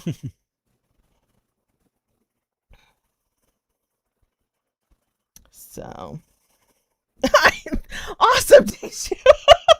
I'm happy to give you impressions all of the time. All of the time. So yeah, I read one series. I don't usually read femdom because I mean it's just I love me some male dom and any gender, I don't care. Sub. I just do.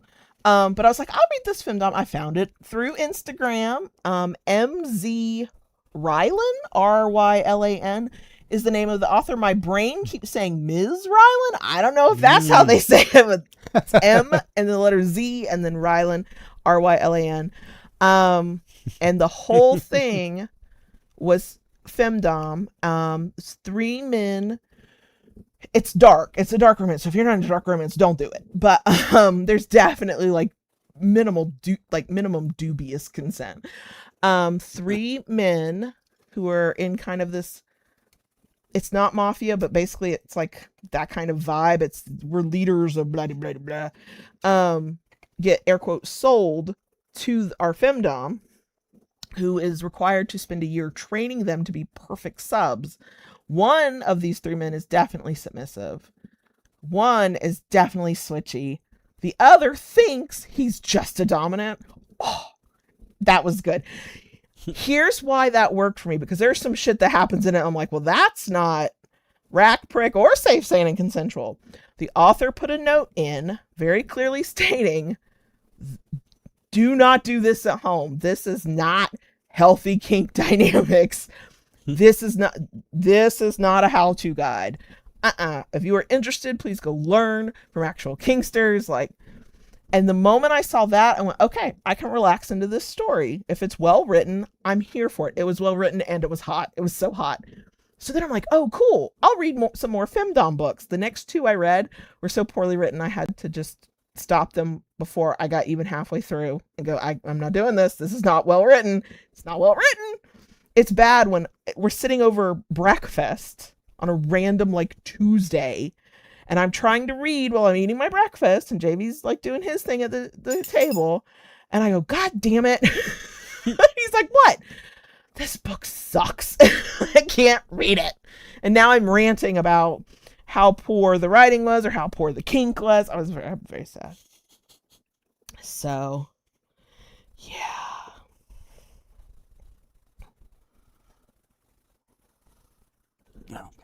Oh, Tayshu. Oh my God. Yeah. The number of people who want to collaborate where I give free product and I get impressions.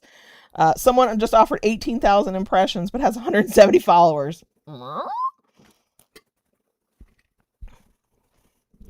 Yeah. I get it for the kinkery more than Loving BDSM because I'm not as active in social media on Loving BDSM. But for the kinkery, we get a lot of people like, would you like to collaborate? Just send me a toy. Fucker, I don't even know your name. Right. I have no fucking clue who you are. And no, I don't just do that. What? I did try to read. I tried really hard to read some Daddy Little series. The writing was fine. It just, and this, I'm not usually like this, but there was something about the kink that was so not my thing, not in a kink shame way, that's not what I mean, but just I was like, this actually takes me out of it because it's not, there's nothing wrong with it, it's just not my thing. Layla Roberts, I think that's the author's name, does a lot of DDLG series, entire series where every man in the series is a daddy and every human they come across and want to fuck is a little who does age play. And I think the problem is it's formulaic. And I think, so part of it is I don't get into age play. So if I'm reading it in every book, I'm like, okay, I'm tired of this now. It does nothing for me, right? Mm-hmm. It doesn't add to the experience. It's meh. But also there ends up being I told you about this a few weeks ago when I was bitching about it. There's no variety of kinks. Like, they are just this into this kink, and there are people who are like that. They are just daddy little. They They're do what just they do, and this. They're just that. what they do. Yeah. But I'm over here going, but I need like somebody to. Yeah, sure. Everybody can be a daddy and a little and age play. Can we add like some impact play? Can we add somebody who's interested in some wax? Can we add somebody who wants to get tied? Can we get a little variation? Because I'm just not interested. So if you're into like the DDLG stuff, Layla Roberts has a shit ton of books, and they're well written. They are well written. That I can honestly say. I couldn't read the same relationship dynamic with not even a single extra kink added in. I just couldn't do it. I couldn't do it. I tried.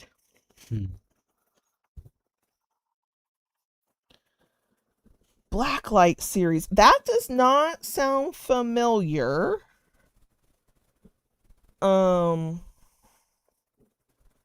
Who's the author, and or is there a synopsis of what the series is about? I could have read it. I forget everything I read right after I read it. Except the ones that clearly get me going. The Beasts of Bristlebrook series by Rebecca Quinn. Still fucking love that series. I would own those books, physical books, if I was into buying books anymore. Apparently, she is adding a 4th book to that series. It's not like a trilogy. It's just a singular book that gives us what was happening with some other people who were all hooking up, who were technically on the bad side, and what was going on with their dynamic. And I think the book comes out end of this year or early next year. And I think it's going to be kinky as fuck too. I'm very excited about that.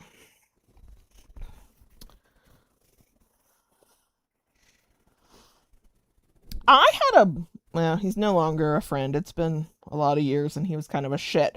But I had somebody who recommended, I think I'm saying, is it Kushil? I'm not sure how to say that, but that series that you're talking about. And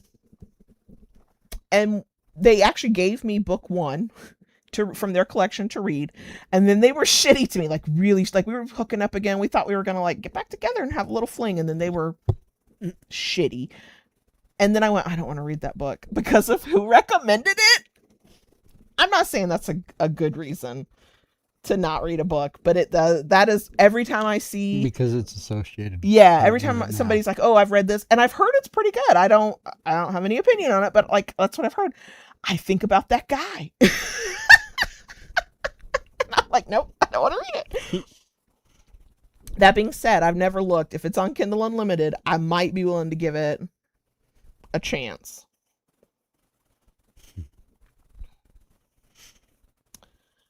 Livia Grant, that name sounds familiar. There's like 20 minutes left. I forgot to say it like 20 minutes ago. Technically, you could ask questions for our Kiki Q&A. Just tag us. It has to be the character limit of a single live chat message. Don't spam the channel. We could talk books. We could talk kink. We could talk kinky books. I'm good. There is a series. I cannot remember the name of the series. The author is Nick, N-I-K, Knight, N-I-G-H-T. It's queer romance. Most of it is gay romance, but then we've got non-binary, we've got like fluid, we got all kinds of stuff. And then there's like a prequel that I read that was delightful. It was lesbian. It's not inherently kinky, but it is kink aware. There is one character who is hilarious, does get their own book. Ask me their name, I don't remember their name, but they're hilarious. And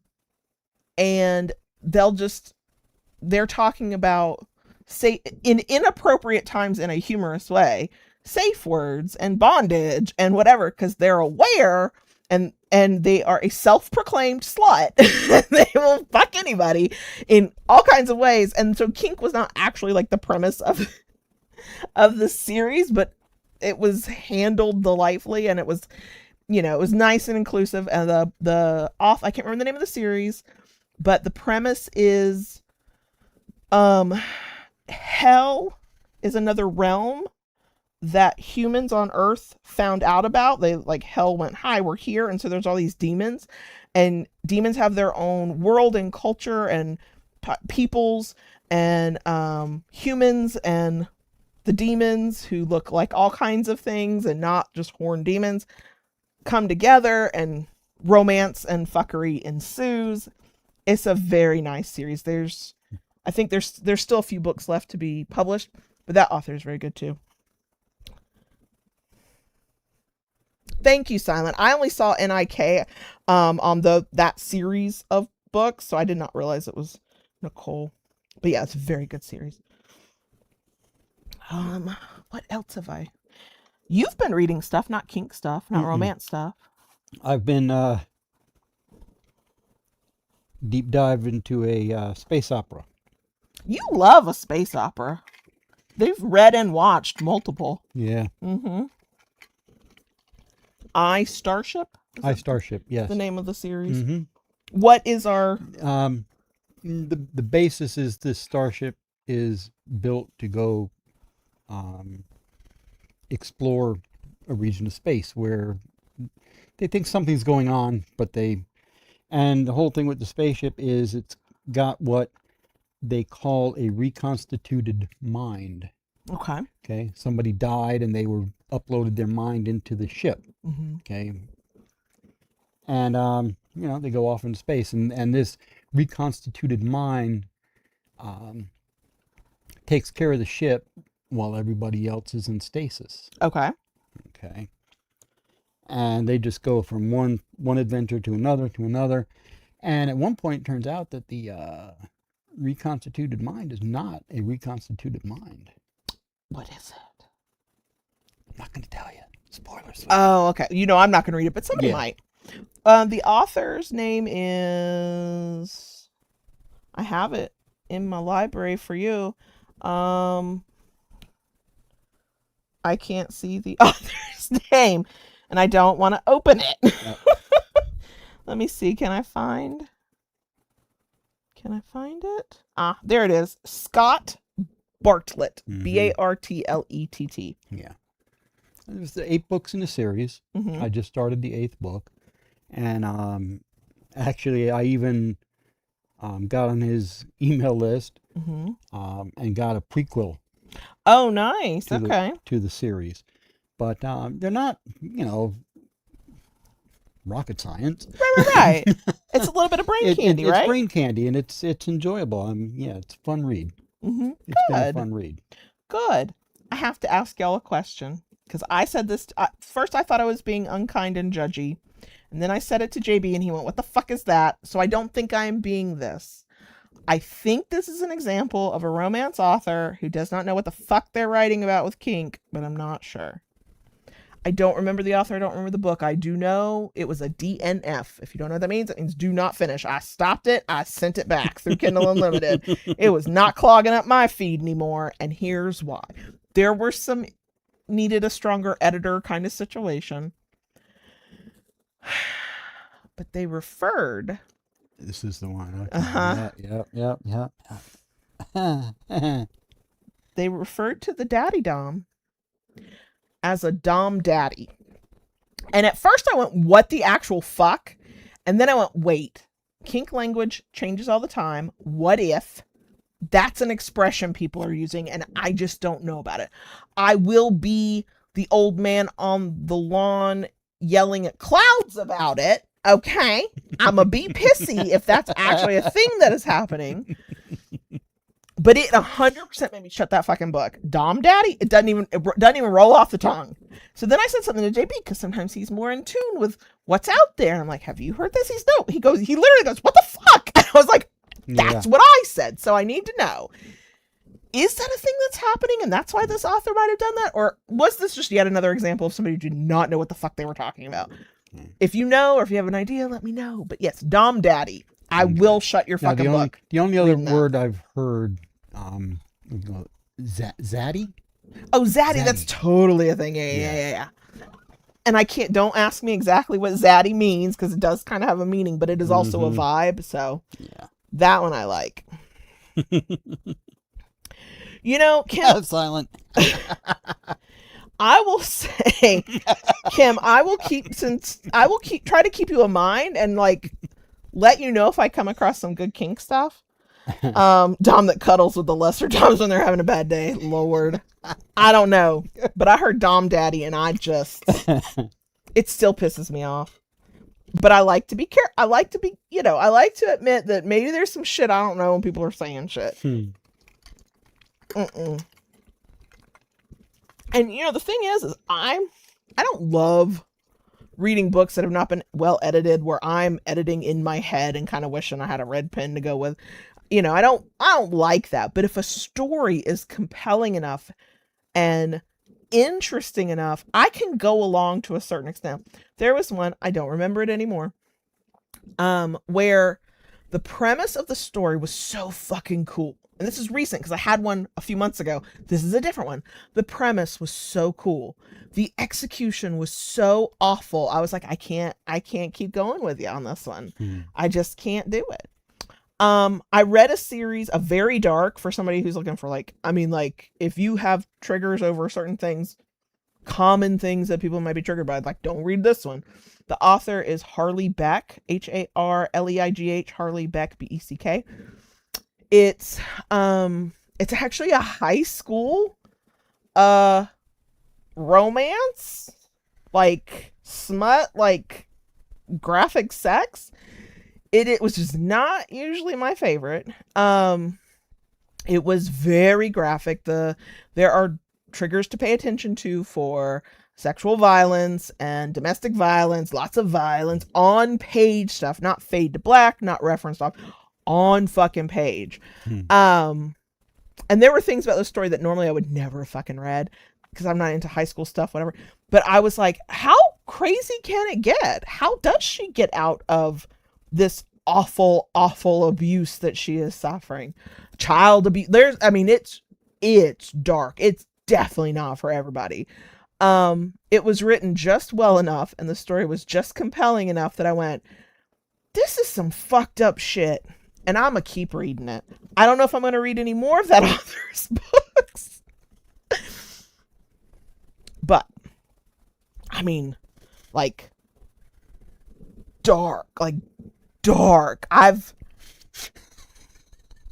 And in a setting that there's a discordance with it because it's high school setting and it's rich kids and it's light and bit, and then it's the second book. The trigger warnings were it gets worse in book 2 than it was in book 1. Book 1 was pretty rough, but book 2 was when I started coming out of the story a little bit, because I was like, look, literally 3 days ago she just suffered horrific violence. How is she walking upright? She shouldn't even be walking upright, let alone running through the woods. Come on now. Yeah. I have to be in the mood for dark romance. Some people will call their book dark romance. I'm like, at best, it's a dim room. At best, there's a lamp on. Okay, it's not dark. It's and then there are ones where I'm like, I can't believe somebody put this on a page. But dark romance is definitely not for everybody. It really is not. Thankfully, the reactions I've had to the truly dark, I can't believe somebody published this. How is Amazon letting them keep it here? I've handled it, it has not affected me. But man, read those trigger warnings and believe them. And believe them. Oh my God. Wow. Hitting play.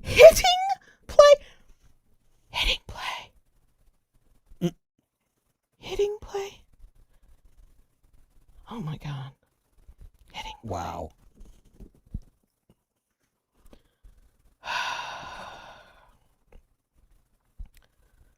Oh my God.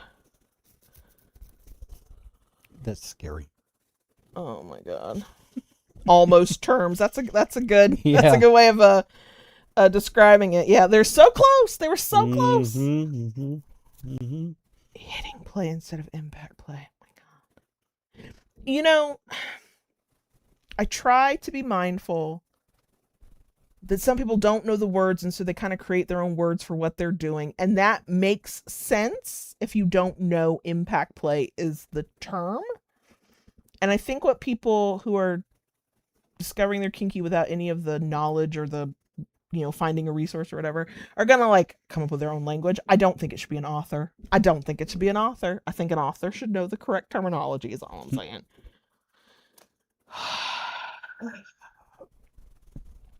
Yeah, if I had read Hitting Play and Dom Daddy, my head would have exploded. Sorry. And I can't remember which book that was, because I don't remember shit. I think the premise was supposed to be decent, but then we went there and I went, I'm out. Hitting Play was something said when turned on the tape deck. I know, right? Oh my Lord. I don't know. I don't want to ever shame somebody for a lack of knowledge. And if we're talking about a kinkster who is just figuring shit out and doesn't have the language yet, I'm not going to shame them. But a fucking author? That's called fucking research. That is authoring 101. Okay? Fucking research. Oh my God. Oh my God. Oh my God. Oh my God. Oh my God. It hurts my heart. There is another kink series. The author's last name is McIntyre. I have mentioned them before. Do I remember the name of the series? Of course I don't. They have the next book in the series is coming out in the next in August. It's called Concentration Play. Leather and Lattes is the series. Catherine McIntyre is the author. The next book, book 5, there's a total of 6 books in this series. Book 5 is coming out in August. It is kinky and it is good kink. It is good kink. What's the one series that I really like? Is that Ursula Dax? Oh, our Alien Cowboys? Yeah. Yeah, a new book is coming out with her too. Ursula Dax Nice. is a good author in general. Very formulaic, but it's cozy and fun, and it's, and well executed. Leather and Lattes, it's been a hot minute since I read the series. I've been waiting on book 5 to come out. It's a kink coffee shop that also has a dungeon to it. So it's very kink aware and it's very good. And it's also queer romance as well. So yeah, I'm looking forward to that. August 4th is when Concentration Play comes out. What is our blurb here? Nolan's new roommate is no other than his boss's ex, hot, his perfect match, and a widower who's not ready to move on. James needs a fresh start after losing his husband. He can't stay in his old town, and moving back to San Francisco offers the chance to heal without stepping on landmines. However, he finds them all on his own. The sparks that flare between him and his new roommate, Nolan, are enough to send him spiraling. Nolan's sworn off love. No one's able to weather his OCD, his breakdowns, everything. Yet when James moves in, he might have met the only person who can, except James is off limits, unable to move forward from his loss, which makes living together pure torture. The yearning! I can't wait. Because Nolan has wanted him from the moment they met. Yet when a new club in the area threatens Nolan's workplace, Whipped, he and James are on the task. The more time they spend with each other, the more they can no longer deny the explosive attraction between them, but they've barely glued their shattered pieces back together, and one misstep won't just fracture the bond between them, it'll break them both. Oh, I can't fucking wait. It's a good series. It's a good kink series. It's contemporary, no fantasy or anything. So yeah. And when you first start reading it, it looks like gay romance, like everybody's a man. But there is I believe, if I'm remembering correctly, there's a non-binary character, at least one. I think, not within the series, but there is another character who is a lesbian, but we don't get their story, or we haven't yet. And I have been sad because I'm like, no, but I want her story. I want to know about that one, because she is the fun kind of bitch. I need to know. Right. And we so far haven't gotten that. So yeah. I do like good yearning. Like sometimes I'll get impatient because I'm like, God damn, just like fucking kiss and fuck already. Please, please. But sometimes, like, when it's well written and I'm in the right mood, I'm a mood reader if nobody knew. I fucking love yearning. I like the genre, the trope they call hurt comfort, where somebody has like something in their past that causes them pain, emotional pain, Mm-hmm.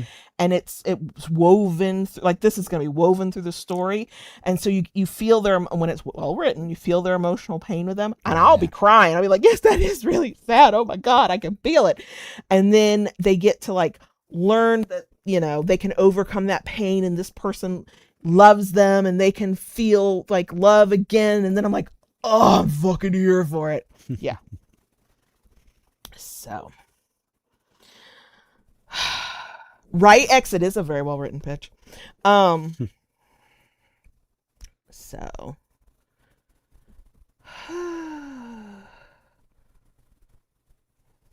yeah. Silence said the almost terms go on a list of worst, most hilarious things I've ever read in smut. Oh yeah, I wish I wrote down some of the crazy shit I've read and gone, I can't believe I fucking read that. There's one author, I don't remember what pissed me off about their books. I read like one of their books or even a series, and I think I read the series because the premise of the story was interesting, and I was fucking determined. I wanted to know how it ended, but it was so, there was something about it I don't remember anymore that was so frustrating that every time I see that author's name on a book, I go, a full body shudder. I'm not reading that shit. They might have grown as an author. I can't even give them the chance. I'm so pissed off from whatever that first fucking series was. Do you see what I'm getting over here? You are getting pitiful puppy dog eyes from Lola. Mm-hmm. But she has her pity ears up. Yeah. She looks just pitiful, but she is in full concentration mode. Yeah. Full concentration mode. If you give her the attention that I know what she's seeking, you know what she's seeking, she will perk the fuck right up. Yep. I know. Wonder if I can get a picture to put in Discord. That's what I've been doing a lot lately, y'all. If I mention, I'm going to take a picture of this. It goes into our Discord, which is only available through our Patreon. You do have to like do that part, but that's $2 a month if you got it. So let me see. Oh my God, that's perfect. Oh.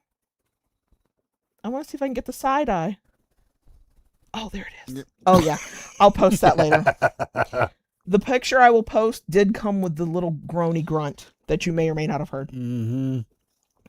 Cat Sebastian. That author does not ring a bell. That don't mean it. Oh, I'm hit my mic again. I know. Did nobody reach out to you and try to convince you? I put the hints out there for people who would want to convince you. JB is tapping me that it's 10. I almost said it's $10. That's not right. It's 10 o'clock. Going forward, this will always be true. I cannot convince him to stay later. The sadist in him wants to deny me, so I can't ask for it. Okay, y'all? That does not mean somebody else can't try to convince him, but it has to be somebody else. I don't think you're getting it tonight. I don't see him being in the mood tonight. We got next month. So, but no, I have not read Cat Sebastian. Thank you, Silent. Are they kinky romance author, or is it's just gay romance? Which I read a lot of gay romance. I really enjoy that.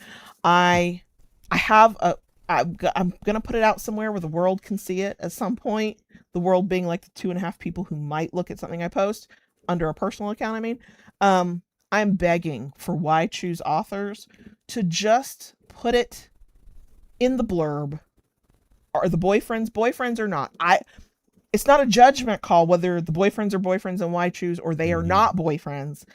Sword crossing is the common term. I'm not sure how I feel about it, but whatever. Because I choose the books I want to read primarily on that. The premise has to be good first. Let's be clear. The premise has to be good first. But if the boyfriends aren't boyfriends, I'm usually not interested. It has to be an author I already loved, or the premise is so compelling I can't not. But I'm begging for Why Choose Authors to just tell us. Just tell me up front.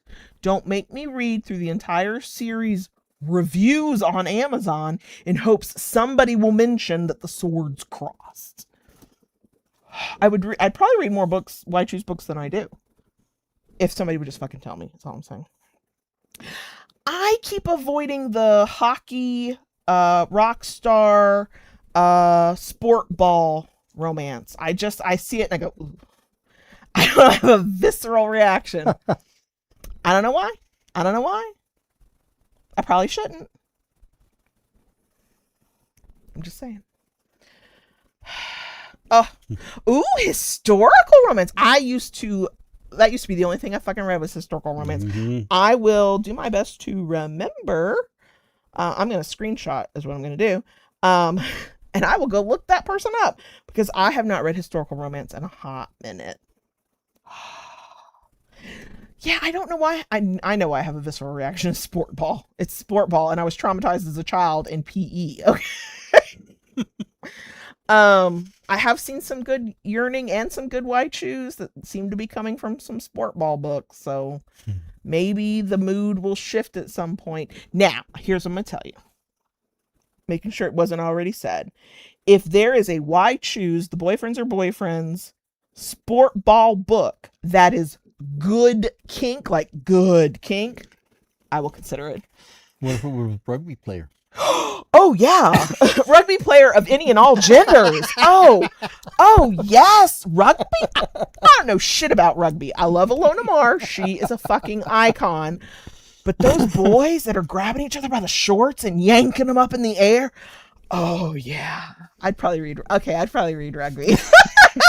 Probably read rugby. Mm-hmm. You know, I don't have any opinions on rugby the sport. That was not a PE torture test or anything, you know. Rugby players, yeah. Look, sometimes thirst trap rugby posts will come through my feed. I immediately send them to JB. I'm like, look at those thighs. That'd make a great sandwich. We could have a good time. You know. Anyway, I get thirsty for those rugby boys who are yoinking and the thighs are like fucking tree trunks and their asses like bounce a quarter off of it. And they're these big brawny oh my god, yeah. Sorry, I'm having a moment. Having a moment. See, Mr. Spock, I don't even know that term. I don't even know what the fuck that term is. I don't know that either. I just saw that and I'm like, is it a typo? Is it it's the videos I've seen of the rugby players and they're thirst trap videos. I know what they are. It's set to sexy music. They're super slow-mo, so you see rippling muscles and their tan lines and whatever else. And it works. It works on me every time. Every time. And then I make sure to send them to JB so it can work on him too. Oh my god.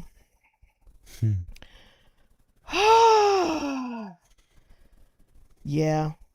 Oh yeah. Emily Rath. I have read. I think have I read a couple of Emily Rath books? I don't know. Do you know what I'm reading more of them, so it's not like I'm opposed to them. But you know what I actually avoid? I actually avoid when it's just threesomes. I don't know why. I love it when there's 4 or more partners. They don't all have to be boyfriends with each other. I don't have a problem with that. That was one thing about the Harley Beck series, that really dark one I was talking about. The boyfriends weren't boyfriends, but the premise was interesting enough. So dark, y'all. Oh my god, the shit that was on page. Oh my god. But look, Silent, I can't sleep next to a lumpy muscled man and be comfortable. But that's okay. That's what I got JB for. And that's what he's got me for. I'm a soft lump, so mostly it's the people leaning on me. I'm okay with that. I find them very beautiful. I don't know. So yeah. Anyway, I do. There's something about the why choose, like the more partners. I read. I can't remember the name of the author, but I read a Hercules-based kind of fantasy series. It was a take on Hercules, and that bitch had 12 partners, 15. How many trials Hercules had? That's how many partners she had. And I was like, I don't. And some of the boyfriends were boyfriends, like mated, like fated mated kind of situations. And I was like, this is too many people, and I'm still here for it. So anyway, I tried, y'all. I got us to 10:07, but Lola is grunting at me. Well, it's as Lola has been getting older. Hi, Lola. Hey, man. She's coming up to JB's knees. She has hey girl. She has been doing this thing in the evening where we are her pack. and she wants us in the living room on the sofa All together. so she can go off duty. Mm-hmm. Because it's when we are all sitting together in the living room. Oh, she's getting her under chin scritches Yeah. and is loving every second of it. I'm not impressed with super muscly arms. I don't like the where I'm questioning. Stop. I don't like the where I'm questioning. Did you take an illegal substance to look like this? I'm not into that. Like, nothing about that interests me. I love some meaty thighs. They don't even have to be like pure muscle. Like, I don't really want to see veins on your muscles. I'm not into the bodybuilder type. I like lean muscles. I don't care about muscles. I like soft boys. That's fun too. I like men. Okay. I like masculinity, but also I like men. Good men, not shitty ones. We know that. And I like all body types, but if it's pure lust that doesn't mean anything and I have forgotten it the moment I bypass it, skinny cows will never get you anywhere. Like, I'm like, oh, you've not done a squat in your whole life. I'm not impressed. But yeah, I don't like it when they're like, they can't put their arms down either.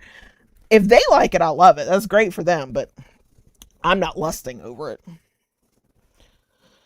I would love to become a muscle mommy, but I'm afraid I would hurt myself, first of all, if I ever tried to like throw a weight up and try and like thing. Two, I know I can only do it in an effective way with a plan and a trainer.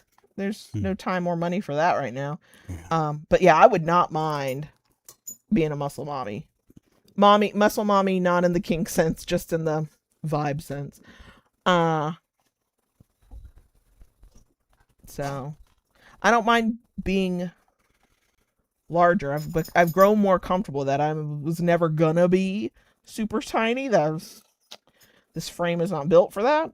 I wish that I had more muscles, but I know I have to do something about that. To get them yet? I haven't done anything about them. They just don't magically appear. So anyway, okay, I got us to 10-10, y'all. 10-10. I can hear him. I can hear his gears turning. So okay, we're gonna go. Yep. The V shape. Oh my God, the V at the. Oh my God. Anyway, I'm gonna go. I would never act on any of that. I have clearly deep opinions. I would see somebody like that and be like, "That is beautiful." I can never go speak to them. I don't know them, and it'll be fun. Anyway, we're gonna go. And Oh, there's a question. Can those with PTSD perform kink? 100%. Yeah. 100%. But just understand, kink can be therapeutic. It's not therapy. Not therapy. Some people who are survivors of some shit have used kink in ways to help them work through what's happened to them. Right. Sexual assault survivors have do that. Not all of them, not all of the time, but that is a common thing you hear about. Right. Because what I've read people saying is that it gives them this feeling of control. They can kind of rewrite the script. Whatever the PTSD is from, it is important to the extent that person can, because you don't always know. If you know some of your triggers, that needs to be communicated with the partner you're doing kink with, so that y'all, when it comes up, one, you can try and avoid it if it's a thing that's avoidable, and two, when it comes up, there's no like, what the fuck is happening here, right? But yeah, you might have to go slower with certain things. Some play or activities might be fully off limits. There's nothing fucking wrong with that. Your reason for a hard limit matters to you as an individual, of course, but it doesn't matter in terms of, you don't have to have like a specific reason something is a hard limit. If something's a hard limit because it triggers your PTSD, then it's just a hard limit and you don't play with it unless it somehow becomes not a hard limit. You see what I'm saying? So yeah, it might change the scope of what you're doing in certain situations, but no. I have a feeling if folks with PTSD and, certain, trauma in certain ways and all that, there wouldn't be kinksters, is what I'm saying, if there weren't ways to work with that and work around that. You just might, you gotta be careful, is what it is. Tons of communication. See, look, I'm trying to get us to 10-12. Okay. We did answer a question. I know. I hope that helps a little bit. Yes, and what everybody else is saying about communication, Absolutely. Yep. more than Mm-hmm. you might think is necessary. Right. Over communicate on the things that are part of that. Mm-hmm. Absolutely. Okay. Mm-hmm. I was trying to get to a round number, but you're not going to let me, are you? No. This is me trying to be a good girl. Okay. Because y'all know how I feel when it's like 10:15 and it's not, and it's 10:13 and that's wrong. But we're going to go. I got a book to read. Thank y'all for being here. Mm-hmm. We'll see y'all next month. Yep. We'll have an episode next week. Yes. We appreciate you. We do. Each and every one of you. Mm-hmm. Thank you. Bye. Bye.